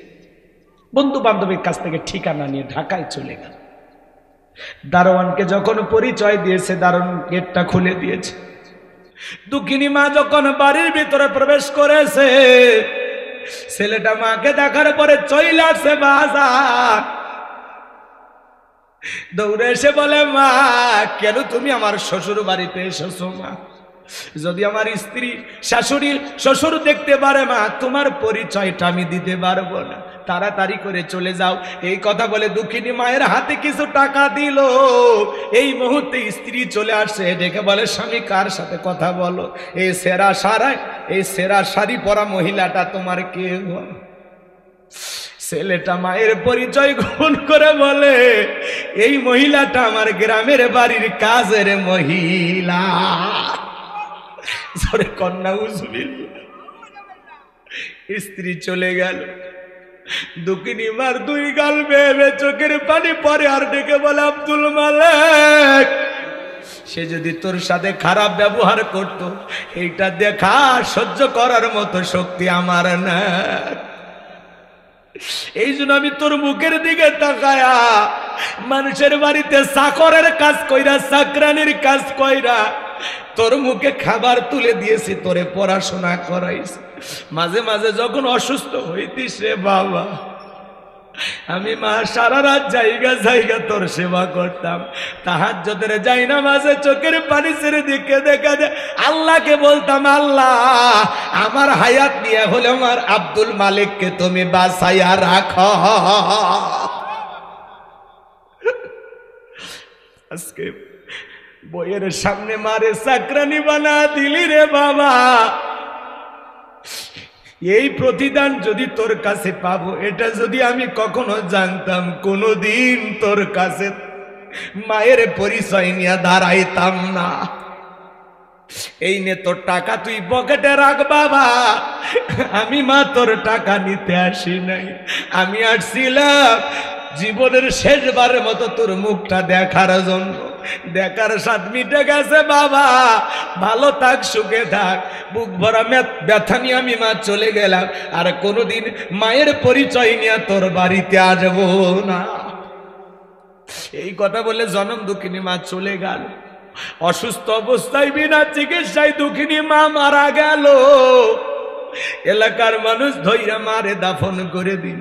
কয়েক মাস পরে চাকরির প্রমোশন এই ছেলেটা যখন এলাকায় আসছে, হঠাৎ করে মায়ের কথা মনে হয়ে গেছে। দরজায় ডাক দেয়, মা দরজা খোলো। দুঃখিনী মা দরজা খুলবে কিভাবে? আবার মা বলে ডাক দেয়। মা যেই খাঁচাই বসবাস করতো, খাঁচা আছে কিন্তু খাঁচার ভিতরে বসবাস করা মা নামের পাখি উড়াল দিয়েছে। পাশের বাড়ির চাষির ঘুম ভেঙে গেছে। কে বা তুমি? মা মা বলে ডাক দাও। ডেকে বলে, চাষি আমারে চেনো না? আমি আব্দুল মালিক, আমার মা কথা। দেখে বলে, বাবা আসলি যখন এত দেরি করে কেন আসলি? তোর মা তো অনেক দিন আগে অন্ধকারে কবরে চলে গেছে। ছেলেটা হাউমাউ করে কাঁদে আর বলে, চাষি বলেন না আমার দুঃখিনী মার কবরটা কোথায়? এইবার যখন মার কবর দেখা দিয়েছে, মার কবরের মাটি ধরে কান্না করেন, বলে, মা এত বড় ব্যথা দিলাম, এত কষ্ট তোর মনে দিলাম রে মা, একটা বার ক্ষমা চাওয়ার সুযোগ দিলি না। এইভাবে চলে যাবি মা, আমার জানা ছিল না রে মা, তুই আমারে মাফ করে দিস রে মা। মায়ের কবরের মাটি ধরে হাউমাউ করে কান্নাকাটি কর। শাশি ডেকে বলে, বাবা এইভাবে মা বলে কাঁদলে কি তোর মা কোনোদিন ফেরত আসবে? আয় আয় আমার কাছে আয়, তোর মা জীবনের একখানা চিঠি লিখে গেছে, আরে বলেছে কোনদিন যদি আমার আব্দুল মালিক আসে, মায়ের লেখা শেষ চিঠিটা আমার ছেলের হাতে দিও। মালিক কাঁদে আর বলে, চাষি ও চাচি আমার মায়ের লেখা সে চিঠিটা একটু আমারে দাও। হে যুবক, একটা মা সন্তানকে জন্ম দিতে গিয়া ছোট্ট বালতির মতো এক বালতি রক্ত শরীর থেকে ঢেলে ফেলে দেয়। কত মা অজ্ঞান হয়ে পড়ে থাকে। কিছুক্ষণ পরে যখন জ্ঞান ফিরে পায়, ডেকে বলে কই আমার সোনামানিক আমার কোলে দাও। মা সন্তানকে কোলে নেয়, গালে মুখে চুমা খায় আর বলে বাজাদার তোরে দেখার পরে সব কষ্ট আমি মা ভুলে গেলাম। মাঝে কত কষ্ট করে, 2-2.5 বছর বুকের দুধ পান করায়। মা বাবা ঋণ আপনি আমি কখনো শোধ করতে পারবো না। মা বাবার তুলনা তো কোনোদিন দুনিয়াতে এত কথায় শেষ করা যাবে না। মা বাবা তুলনা কোনো কিছু দিয়ে পূরণ হবে না। মা বাবা এটা আলাদা একটা নিয়ামত। হে যুবক, সেই মা বাবার মনে কখনো কষ্ট দেওয়া যাবে না। কোন কোন যুবক আছেন মাতা পিতার খেদমত করে তাদের দোয়া নিয়ে জান্নাতে যেতে চান? 2টা হাত তুলে দেখান। আল্লাহ আমাদের সবাইকে পিতা মাতার খেদমত করা তৌফিক দান করুন। জোরে বলুন আমিন। আর একটু জোরে বলেন আমিন। মা বাবার খেদমত করবেন তো ইনশাআল্লাহ? হাত নামান। হে যুবক, খবরদার খবরদার মা বাবার মনে কষ্ট দিও না। আজকে তুমি তোমার মা বাবার সাথে যে আচরণ করবা, তোমার সন্তান বড় হয়ে তোমার সাথে একই আচরণ করবে। একটা শিক্ষিত লোকের গল্প পড়েছিলাম। বাড়িতে অনেক ভিআইপি খাওয়ার আয়োজন হয়েছে, তেহেরি নেহেরি বিরিয়ানি রোস্ট গরুর গোস্ত খাসির গোস্ত, সেই ভিআইপি খাওয়া। একটা ভাঙ্গা প্লেটে কিছু একটু খাবার দিয়ে ছোট্ট বাচ্চাকে বলতে সেটা তোর দাদু ভাইকে দিয়ে আয়। এখনকার বাচ্চারা অত বৈজ্ঞানিক, সেই বুদ্ধি সন্তানদের মাথায়। কথা কয় না, এক একটা বাচ্চা মানে কম্পিউটার। তখন বলতেছে আব্বু আমরা এত ভালো খাইলে আমার দাদুর জন্য এই খাবার, ব্যাপারটা কি? তখন বলতেছে তোর দাদুর বয়স হয়ে গেছে, এই খাবার দিয়ে আয়, এটা দিয়েই হবে।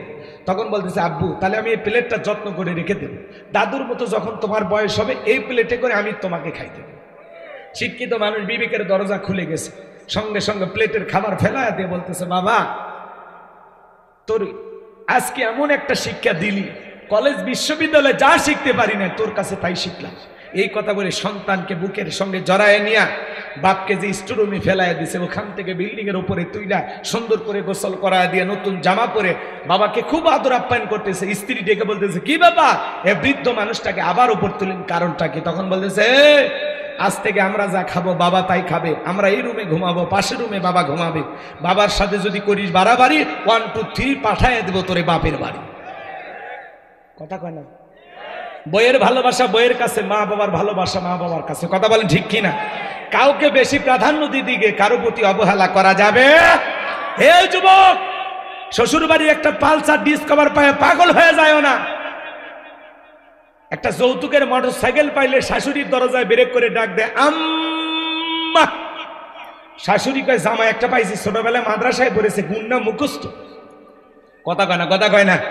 শ্বশুরের দেখলে আব্বা কেমন আছেন, আব্বা কি খেয়েছেন, আব্বা কোথায় যাচ্ছে।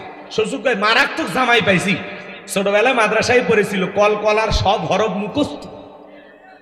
শ্বশুরক ডাকে আব্বা আম্মা, আর মা বাবার ডাকে বুড়া বুড়ি। তোর কপাল দাঁতিয়ার গুড়ি, মরার পরে ফেরেশতারা বাইরে ফুটে করবে ভুড়ি, জাহান্নামে হবে তোর বসত বাড়ি।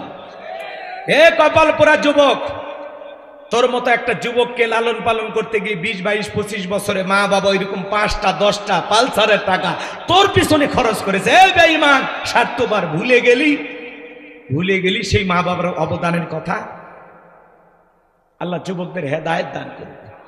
জোরে বলুন আমি। মা বাবার মনে কষ্ট দেওয়া যাবে? জোরে বলেন দেয়া যাবে? মা বাবার ঋণ কখনো শোধ করা যাবে? রক্তে ভাসিয়া যাত নাই কাঁদিয়া আনলে মাগো আমায় এই দুনিয়ায়, তোমার ঋণ আমি কি দিয়ে শোধাই মাগো, তোমার ঋণ আমি কি দিয়ে শোধাই। দেখেছি পৃথিবীতে প্রথম মায়ের মুখ, পেয়েছি ভালোবাসাই পূর্ণ মায়ের বুক।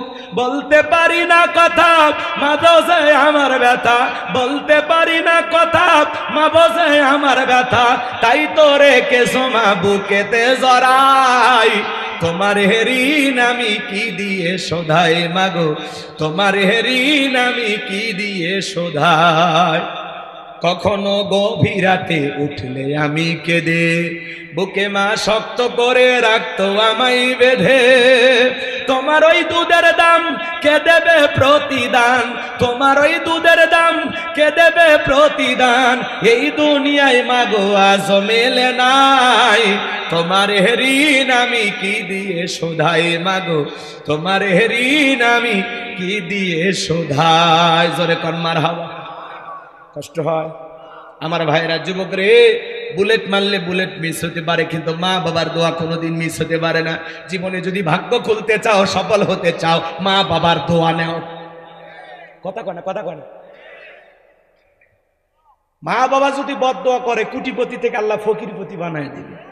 আর মা বাবা যদি দোয়া করে, ভ্যান চালক রিক্সা চালক থেকে আল্লাহ কোটিপতি বানায় দেবে। এই জন্য যুবক, কখনো মা বাবার মনে কষ্ট দেওয়া যাবে না। তাহলে নবী মূসা আলাইহিস সালামের সাথে একটা কসাই জান্নাতে যাবে মায়ের দোয়ার কারণে। মায়ের দোয়ার পাওয়ার আছে না? জোরে বলেন আছে না?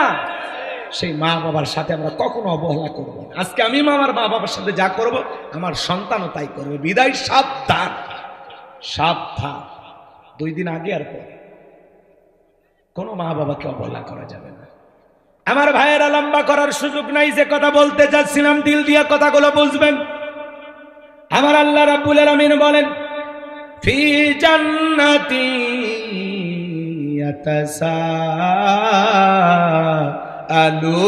ইয়াতাসাআলুন। আল্লাহ রাব্বুল আলামিন বলেন, তারা জান্নাতে প্রবেশ করবে। একজন জান্নাতি আর একজন জান্নাতীর সাথে পরস্পরে গল্পে লিপ্ত হবে। জান্নাতীরা গল্প করতে করতে তাদের দৃষ্টি চলে যাবে নিচের দিকে। তারা নিচের দিকে তাকায় দেখবে দাউ দাউ করে জাহান্নামের আগুন জ্বলতেছে। ওই জাহান্নামের আগুনে মানুষগুলোকে পোড়ানো হচ্ছে। আমার ভাইয়েরা, তখন ওই জাহান্নামের ভিতরে আগুনে পুড়তে দেখবে অসংখ্য মানুষকে। এদের মধ্য থেকে কিছু মানুষকে দেখে তারা চিনতে পারবে। আর তখন তা জান্নাতীরা ওই জাহান্নামীদেরকে প্রশ্ন করে বলবে, আনিল মুজরিমিন, হে অপরাধীরা, মা সালাকাকুম ফি সাকর, কোন অপরাধে, কি অপরাধে সাকর নামক জাহান্নামে তোমরা এসেছো? আনিল মুজরিমিন, অপরাধী সম্পর্কে তারা জিজ্ঞাসা করবে, মা সালাকাকুম ফি সাকর, কোন অপরাধে সাকর নামক জাহান্নামে তোমাদেরকে নিয়ে আসছে? দুনিয়ার জীবনে কেমন অপরাধ করছো যার কারণে তোমরা এই জাহান্নামের আগুনে চলতেছো? আমার ভাইয়েরা, ওই জাহান্নামের আগুনে যারা জ্বলবে পূর্বে, এই দুনিয়ার আগুনের চাইতে জাহান্নামের আগুনের পাওয়ার 70 গুণ বেশি। ওই জাহান্নামের আগুনে মানুষ জ্বলবে পূর্বে, চেহারা হয়ে যাবে কয়লার মতো কালো।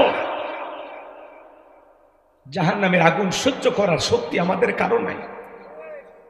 হযরত আবু হুরায়রা বলেন, আল্লাহ জাহান্নামের আগুনকে 1000 বছর জ্বালায় জাহান্নামের আগুনের কালার হয়েছিল সাদা। আবার 1000 বছর জ্বালায়া জাহান্নামের আগুনের কালার হয়েছিল লাল বর্ণ। আবার 1000 বছর জ্বালায়া জাহান্নামের আগুনের কালার হয়েছিল কৃষ্ণ বর্ণ। ওই জাহান্নামের আগুনে জ্বলবে পূর্বে কি? আহা, জাহান্নামের কথা শুনে উঠে যান। জান্নাতের টিকিট তো আপনারা পাইছেন। আল্লাহ যেন আপনাদেরকে জান্নাতি হিসেবে কবুল করে। জোরে কোন আমি মুসাফির বদদোয়া দেব না, কিন্তু আমি বলবো মেহমানকে নিয়ে এসে এরকম করবেন না, তাহলে খারাপ লাগে। ওয়াজ শোনার নিয়তে যাবেন, বক্তার চেহারা দেখার জন্য না, জ্ঞান শোনার জন্য। আমি কি খারাপ কথা বলতেছি?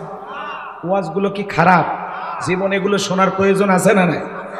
আর মনে রাখবেন, যতক্ষণ পর্যন্ত আপনি আমি পরিবর্তন না হতে পারবো, ততদিন সমাজ রাষ্ট্র কিচ্ছু পরিবর্তন করতে পারবেন না। আগে নিজে ভালো মানুষ হওয়া লাগবে। নিজে ভালো হন না, আপনি দোয়া করতেছেন আল্লাহ উমরের মতো নেতা বানায় দেন।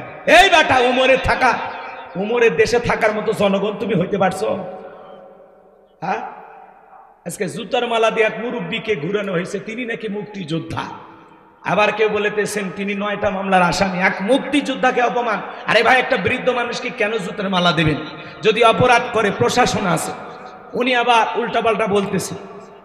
এই যে নোয়াখালীতে এই ঘটনাটা ঘটছে, কুমিল্লা 14 গ্রাম, একটা বৃদ্ধ মানুষকে কেন জুতার মালা? এমনি ভারতের মিডিয়ায় তোলপা, রিপাবলিক বাংলা তোর লাফাইচার বলতেছে, এই যে দেখেন ভারতে ইউনূস সরকার থাকা অবস্থায় কিভাবে একজন মুক্তিযোদ্ধাকে অপমান করা হচ্ছে।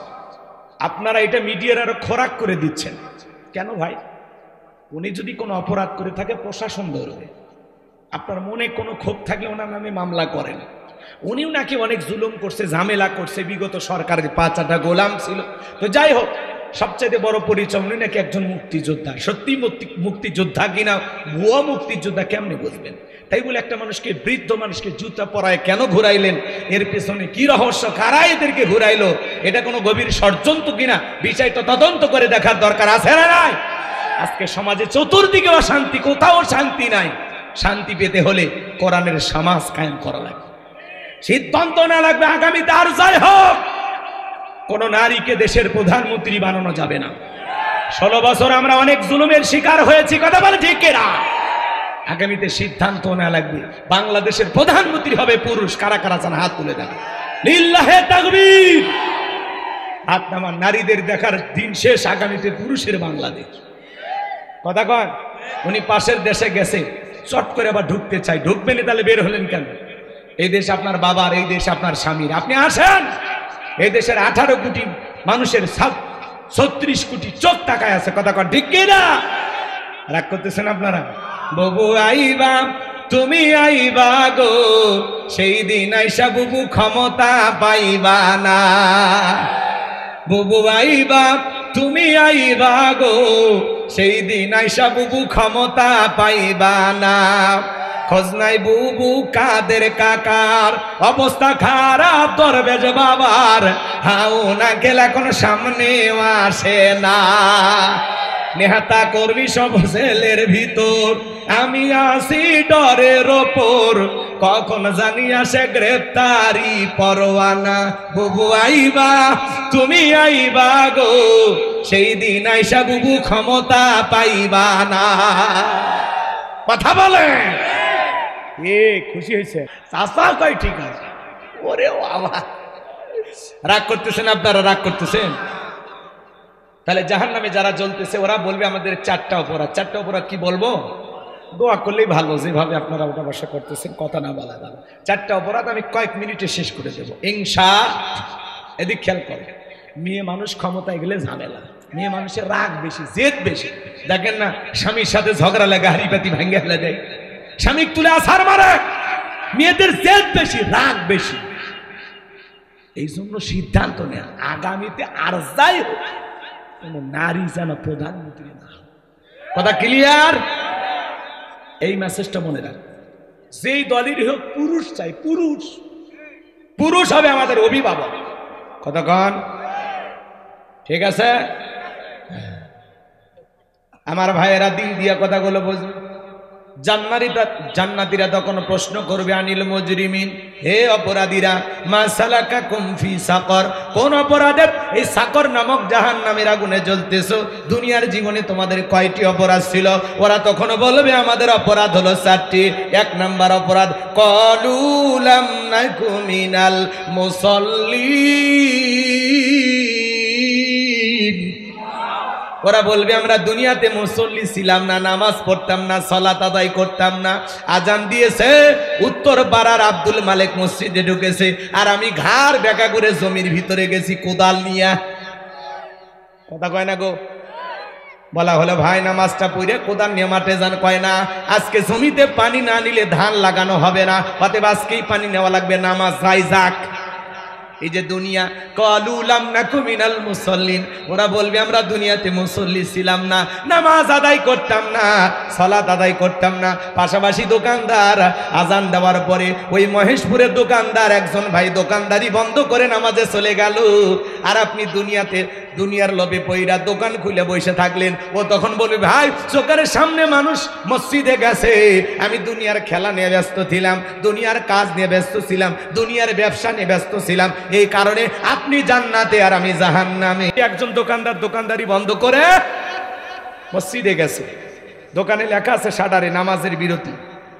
শাটারে কি লেখা আছে? নামাজের বিরতি।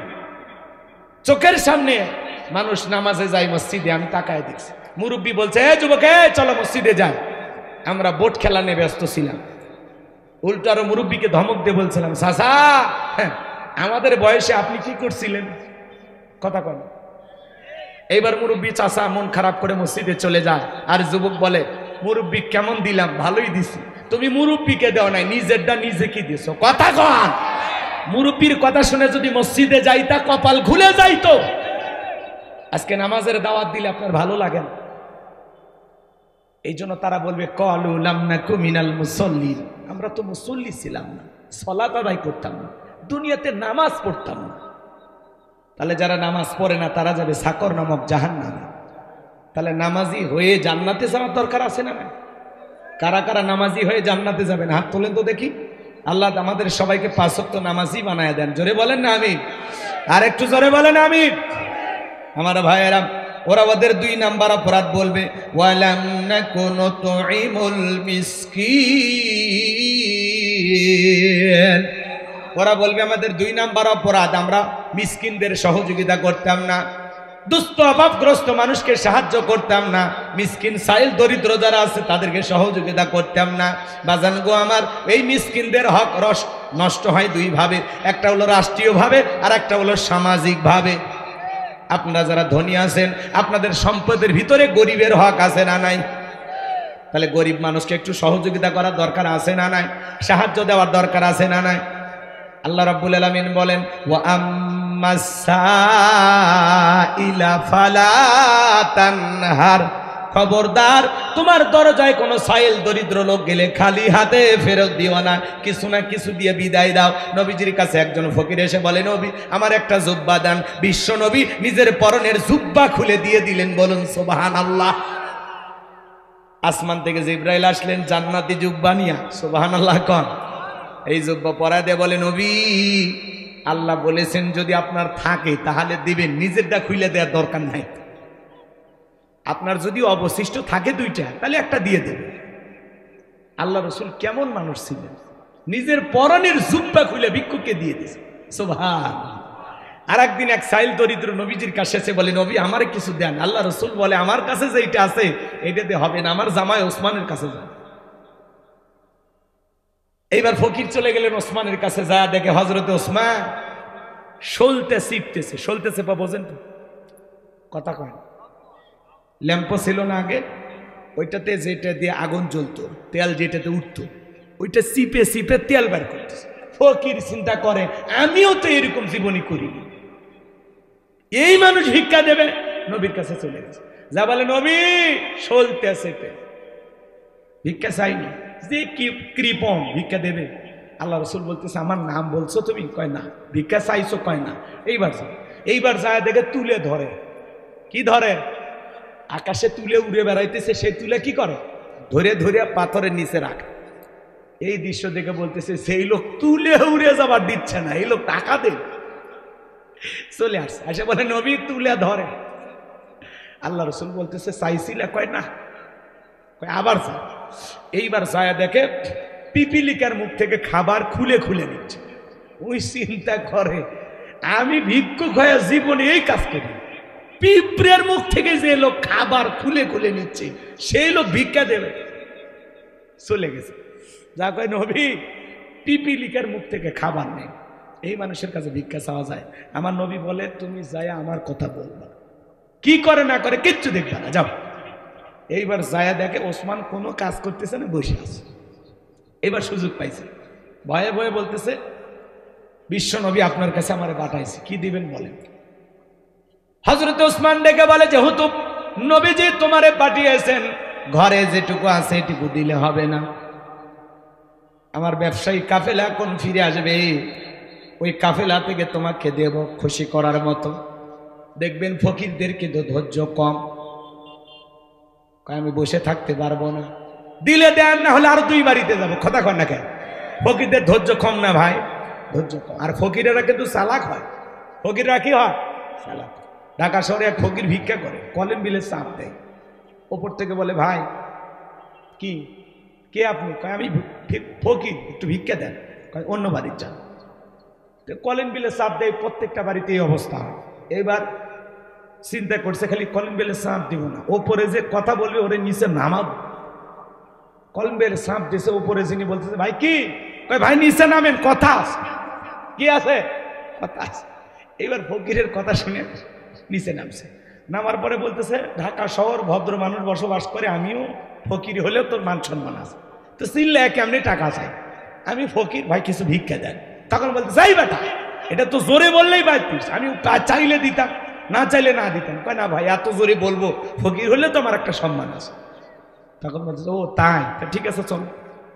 এই ফকিরকে নিয়ে 3 তলায় গেছে, যা বলতেছে ভাই আমার কাছে কিছু না, আপাতত মাফ করে দেন।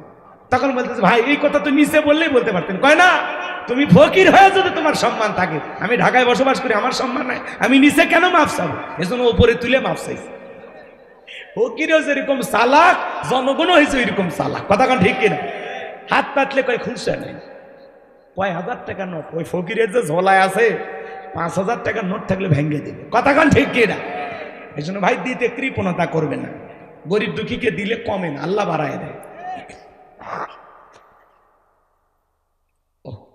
আর কষ্ট না দিই আপনাদেরকে। শোনেন শোনেন শোনেন, আমার তো নিয়ত আসিল 10টায় দিলে 12টায় প্রোগ্রামটা শেষ হয়ে যেত। 12টার পরে ওয়াজ করা আসলে কঠিন হয়ে যায়, আমাদের জন্য অনেক দূরের রাস্তা।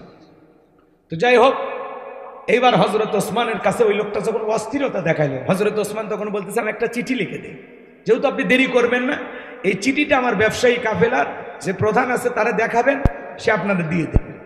আচ্ছা ঠিক আছে। এই চিঠির ভিতরে হযরত ওসমান লেখা দিয়েছেন, এই ভিক্ষুক যায় যেইটা পছন্দ করবে ওই উঠের উপরে যত মাল সামানে থাকবে সব দিয়ে দেবে। এইবার ফকির যায়া কাফেলার সেই সর্দারকে ওইটা দেখাইছে। ওইটা দেখার পরে বলতেছে দেখেন কোনটা। তো ফকির তাকায় দেখে সামনের যে উটটা সেটার উপরে সবচেয়ে বেশি মাল সামান, ওইটা ধরছে, ধরে বাড়িতে নিয়ে গেছে। এইবার যত উট আছে সব লাইন ধরে ফকিরের বাড়ি চলে গেছে। সুবহানাল্লাহ কোন। এই দৃশ্য দেখে ফকির চিন্তা করলে এতগুলো তো দিবে না, নবীজির কাছে চলে আসছে। নবী ওসমানকে ডাকলেন, ডাকে বলতেছে ওসমান তুমি নাকি সলতেছে। তখন বলতেছে আপনি নবী বলেছেন অপচয়কারী শয়তানের ভাই, তো ওই তেলটা নষ্ট করে লাভ কি, এই জন্য চিপে রেখে দিয়েছি। তুমি নাকি তুলে ধরো, তুলেগুলো অপচয় নষ্ট হচ্ছে, উড়ে উড়ে বেড়াতেছে, ধরলাম। ওইটাতে একটা বালিশ বানালে মুসলমান কোনো ভাই মাথায় দিয়ে আরামে ঘুমাইতে পারবে। সুবহানাল্লাহ, কি চিন্তা তাদের। তখন বলতেছে পিপিলিকার মুখ থেকে নাকি খাবার নাম। তখন বলতেছে নবী আমি প্রত্যেকটা প্রাণী আমার বাড়িতে যেগুলো আছে সবাইকে খাবার দিই, পিপিলিকার গর্তেও আমি খাবার খাইতে দিই, কিন্তু ওরা খাবারগুলো নষ্ট করতেছে। ওরা যে খাবার নষ্ট করতেছে এই খাবারের খাওয়ার মতো তারা উপযুক্ত না, এটা অপচয় হয়ে যাবে, আল্লাহর কাছে জবাব দিতে হবে। এই জন্য আমি পিপিলিকার মুখ থেকে খাবারগুলো সংগ্রহ করেছি। সুবহানাল্লাহ। এইবার বলো উঠ যে সব চলে গেছে কি করবা? আপনি এটা বলেছেন 1 টাকা দান করলে 10 টাকা পাওয়া যাবে, আমি যা দেব, আমি তো আল্লাহর সাথে ব্যবসা করতে চাই, ফকিরের কাছে যা গেছে সব দিয়ে দিলাম। সুবহানাল্লাহ সুবহানাল্লাহ।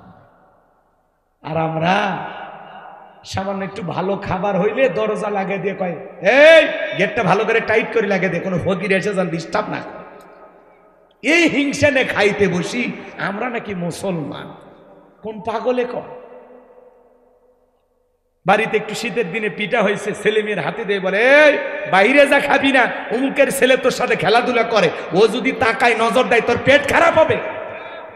এত বড় হিংসা নিয়ে আপনি জান্নাতে যাবেন কোন দরজা দিয়ে? আপনার তো উচিত ছিল ছেলে মেয়ের হাতে দেওয়া, পাশাপাশি যে ছেলেটার সাথে মেয়েটার সাথে আপনার ছেলে মেয়ে খেলা করে বলা উচিত ছিল বাবা তুমি যে ওদের খেলাধুলা করো, ওরা তো পিঠা করেনি, তুমি তোমার বন্ধুকে একটা পিঠে দিয়ে আসো। আপনার তো উচিত ছিল এইটা করা, আর আপনি কি করেন? আল্লাহ হেদায়েত দান করুন। এটা জোরে কর না আমিন, আরো আসতে বলেন আমিন। আমার ভাইরা দিল দিয়ে কথাগুলো বোঝার চেষ্টা করবেন। আমি গুনাহগার যে কথা বলতে চাই গভীর মনোযোগ দিয়ে শুনবেন, তাহলে ওরা বলবে আমাদের 2 নাম্বার অপরাধ ওয়ালাম নাকুনু তুইমুল মিসকিন। ওরা বলে আমাদের 2 নাম্বার অপরাধ আমরা অভাবগ্রস্ত সাইল দরিদ্র মিসকিন যারা ছিল এদেরকে খাইতে দিতাম না। সাইল দরিদ্র মিসকিন অভাবগ্রস্ত যারা ছিল এদেরকে আমরা খাইতে দিতাম না, সাহায্য সহযোগিতা করতাম না। এটা হলো আমাদের 2 নাম্বার অপরাধ।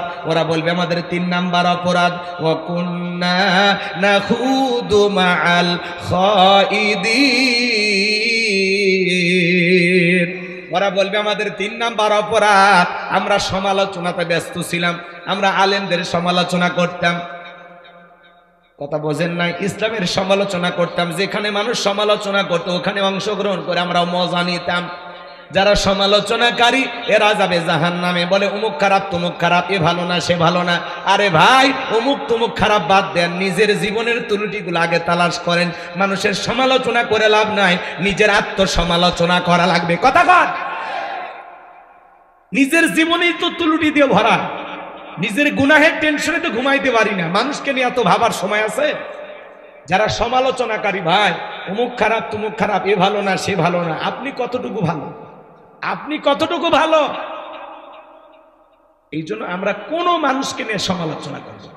চায়ের কাপে ঝড় তোলে, চা খাইতে খাইতে দুই তিনটে গল্প করে অমুক তমুক সে খারাপ এসে, মানে চায়ের কাপে চা খাইতেছে আর গিবত কমিটির সভাপতি সেক্রেটারি হয়ে বসে গেছে। কথা কন ঠিক কিনা? এত কথা কেন বলেন? আপনার জবানের প্রত্যেকটা কথা রেকর্ড হচ্ছে, আল্লাহর কাছে এই কথার ব্যাপারে জবাব দিতে হবে। এই জন্য হিসাব করে কথা বলতে হবে। আল্লাহ বোঝার তৌফিক দান করুন। জোরে বলুন আমিন, আরেকটু জোরে বলুন আমিন। তাহলে আমরা চায়ের কাপে বসে মানুষের সমালোচনা করব? এই গীবত পরনিন্দা সকল করি, এটা মহিলাদের স্বভাব ছিল। 4-5 জন মহিলা এক জায়গায় হলে মহিলারা সমালোচনা করত, এখন আবার 4-5 জন পুরুষ এক জায়গায় হলে সমালোচনা শুরু করে। গীবত করা কি জানেন? মৃত ভাইয়ের গোস্ত খাওয়ার সময় আপনি মৃত ভাইয়ের গোস্ত খাবেন, তাহলে মানুষের গীবত কেন করে? এটা একটা ঘৃণিত কাজ। সমালোচনা করা একটা নিচু মনের মানুষ। যারা সমালোচনা করে এরা কি? নিচু মনের মানুষ। আমরা মানুষের সমালোচনা করব না, নিজের আত্মসমালোচনা করব। আমি তো পাপের ঘরের পাপী, জীবনটা তো গুনাহ দিয়ে শেষ করে ফেলে দিলাম। আমি আমার অপরাধের টেনশনে ঘুমাইতে পারি না, আমি মানুষের অপরাধ কখন দেখব? কথা বলেন এখানে। এটা হলো আপনার আমার কাজ। নিজের চোখে সবাইকে ভালো মনে করবেন, নিজের চোখে সবচাইতে নিজেকে নিকৃষ্ট মনে করবেন, যে আমি সবচাইতে বড় পাপী, আমি সবচাইতে বড় খারাপ। কথা বলেন না কেন আপনারা? উচিত কথা কইলে মন খারাপ। এখন উচিত কথা যদি কই পিঠের উপর দিয়ে যাবি মুখ, এ আনন্দ কিছু লোক কিনে খাবে বগুড়ার স্পেশাল দোষ। যত দোষ নন্দ ঘোষ, সত্যটা বললে দোষ, করলে অন্যায়ের প্রতিবাদ, নামটা হবে তোমার মৌলবাদ, নামটা হবে তোমার জঙ্গিবাদ। কথা সহ্য হয় না। ইমামের পেছনে নামাজ পড়ে, ইমামের বিরুদ্ধে সমালোচনা করে, এই বেটা ভালো হয়ে যায়। যার পিছে নামাজ পড়লি, যে ইমামকে নেতা মেনে নামাজ পড়লি, তার বিরুদ্ধে সমালোচনা, বক্তার অর্শনে বক্তার বিরুদ্ধে সমালোচনা, আলেম ওলামাদের বিরুদ্ধে সমালোচনা, ইসলামের বিরুদ্ধে সমালোচনা। এই জন্য আল্লাহ বলেন ওয়াকুন্না নাখুদু মাল খায়িদিন, যারা সমালোচনাকারী এরা যাবে জাহান্নামে। আবার অনেকে ধারণা পোষণ করে, একজন মোটরসাইকেল নিয়ে একটা মেয়েকে নিয়ে যাচ্ছে, ওই মেয়েটা বউ, বোন না মা কিচ্ছু বোঝে না, মোটরসাইকেলে নিয়ে যাচ্ছে, কয় এই এটা মনে হয় জিনিস। এই যে ধারণা করলেন, এটা কবিরা গুনাহ।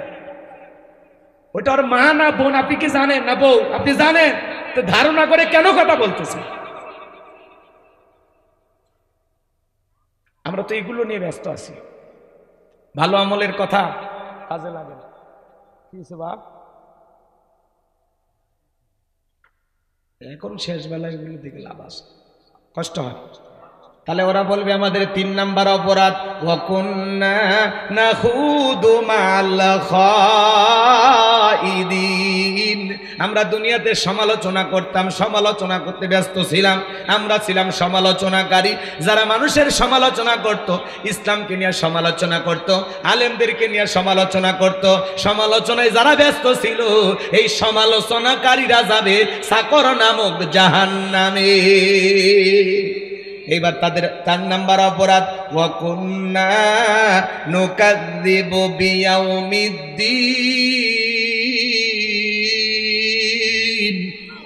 ওরা বলবে আমাদের 4 নাম্বার অপরাধ, আমরা কর্মফল দিবসকে অস্বীকার করতাম। মালিক ইয়াউমিদ্দিন, শেষ বিচার দিবসের মালিক আল্লাহ, বিচারের ফয়সালা জান্নাত জাহান্নাম হবে, এটা আমরা অস্বীকার করতাম। আমরা মনে করতাম কর্মফল দিবস বলতে কিছু নাই, পরকাল টরকাল আমরা পুরোটাই অস্বীকার করতাম। কিসের পরকাল? মরার পরে যা হয় একটা হবে, এরকম চিন্তা ভাবনায় আমরা বিভোর ছিলাম। আমরা পরকালের প্রতি বিশ্বাসী ছিলাম না। যে পরকালের প্রতি বিশ্বাসী, যে আল্লাহর আখিরাতকে ভয় করে, তার পিটায়াও গুনাহ করানো সম্ভব নয়। কথা বলে ঠিক কিনা? এই ইউহাল্লাযীনা আমানু তাকুল্লাহ, হে ঈমানদারগণ আমি আল্লাহকে ভয় করো, হাক্কা তুকাতিহি, ভয় করার মতো ভয় করো। যার অন্তরে আল্লাহর ভয় আছে, পরকালের ভয় আছে, কবরের ভয় আছে, জাহান্নামের ভয় আছে, সেই মানুষ কখনো গুনাহ করতে পারে না। আল্লাহকে ভয় করেন। হে যুবক, গুনাহ করার আগে চিন্তা করো, দুনিয়ার কেউ দেখতেছেন, একজন দেখতেছেন, তিনি কে? রাত 2টার দিকে কার জানালায় গিয়ে গল্প করলি? কথা কয় না, কারে যা প্রেমের প্রস্তাব দিলি? সব বিকট। এই যে মোবাইল, সারা রাত আমরা মোবাইলটা ঘরের ভিতরে নিয়ে উল্টা পাল্লা যা খুশি সব দেখতেছি। এই যে গোপনে একা একা কম্বলের ভিতরে, ল্যাপের ভিতরে যা দেখতেছেন, এই ব্যাপারে আল্লাহর কাছে একদিন জবাব দিতে হবে। যাদের অন্তরে পরকালের ভয় আছে, কবরের ভয় আছে, আল্লাহর হিসাবের ভয় যে করে, যে আল্লাহর সামনে দাঁড়াইতে হবে, কি নিয়ে দাঁড়াবো, কি নিয়ে দাঁড়াবো আমি পরকাল, মালিকের কাছে কি হিসাব দিব, যেটুকু আমল করেছি এই আমলে জান্নাতে যাওয়া যাবে কিনা, একটু আমাদের চিন্তা ফিকির করার দরকার আছে না? না, আমি আল্লাহর সামনে যে কিয়ামতের ময়দানে দাঁড়াবো, কি নিয়ে দাঁড়াবো, কি এমন পুঁজি আছে, কি এমন সম্বল আছে, কি এমন আমল আছে, যেইটা নিয়ে আমি পরকালের বিশাল পথ পাড়ি দেব। একটু চিন্তা করেন না ভাই, 2টা মিনিট বালিশে মাথা রাখেন, ঘুমানোর আগে চিন্তা করেন। এখনই যদি, আজকে রাতেই যদি আপনার মৃত্যু হয়, আল্লাহর কাছে কি নিয়ে যাবেন? কি নিয়ে যাবেন? কতটুকু আখিরাতের মাল সামানা দুনিয়াতে গোছাইছেন? আল্লাহ বলেন, আল্লাযী খালাকাল মাউতা ওয়াল হায়াতা লিয়াবলুয়াকুম আইয়ুকুম আহসানু আমালা। আমি আল্লাহ দুনিয়াতে তোমাদেরকে পাঠাইছি কেন? আল্লাহ বলেন, আমি সৃষ্টি করেছি মৃত্যু আর জীবন। লিয়াবলুয়াকুম আইয়ুকুম আহসানু আমালা, আমি আল্লাহ পরীক্ষা করে দেখবো আমলের দিক দিয়ে কার আমল কত বেশি উত্তম, কার আমল কত বেশি ভালো। যার আমল ভালো তার আখিরাত ভালো, যার আমল খারাপ তার আখিরাত পুরোটাই বরবাদ। কথা বলেন ঠিক না? আল্লাহ রাসূল বলেছেন, ক্বালা রাসূলুল্লাহ সাল্লাল্লাহু আলাইহি সাল্লাম, ইন্নামাল কুবরু রাউযাতুম মিন রিয়াদিল জান্নাহ আও হুফরাতুম মিন হুফারিন নার, রাহু তিরমিজি। নবীজি বলেছেন, যে ব্যক্তির আমল ভালো, মৃত্যুর সঙ্গে সঙ্গে আল্লাহ তার কবর জান্নাতের বাগান বানায় দিবেন। বলুন সুবহানাল্লাহ। আর যে ব্যক্তির আমল খারাপ, আও হুফরাতুম মিন হুফারিন নার, তার কবরটা হবে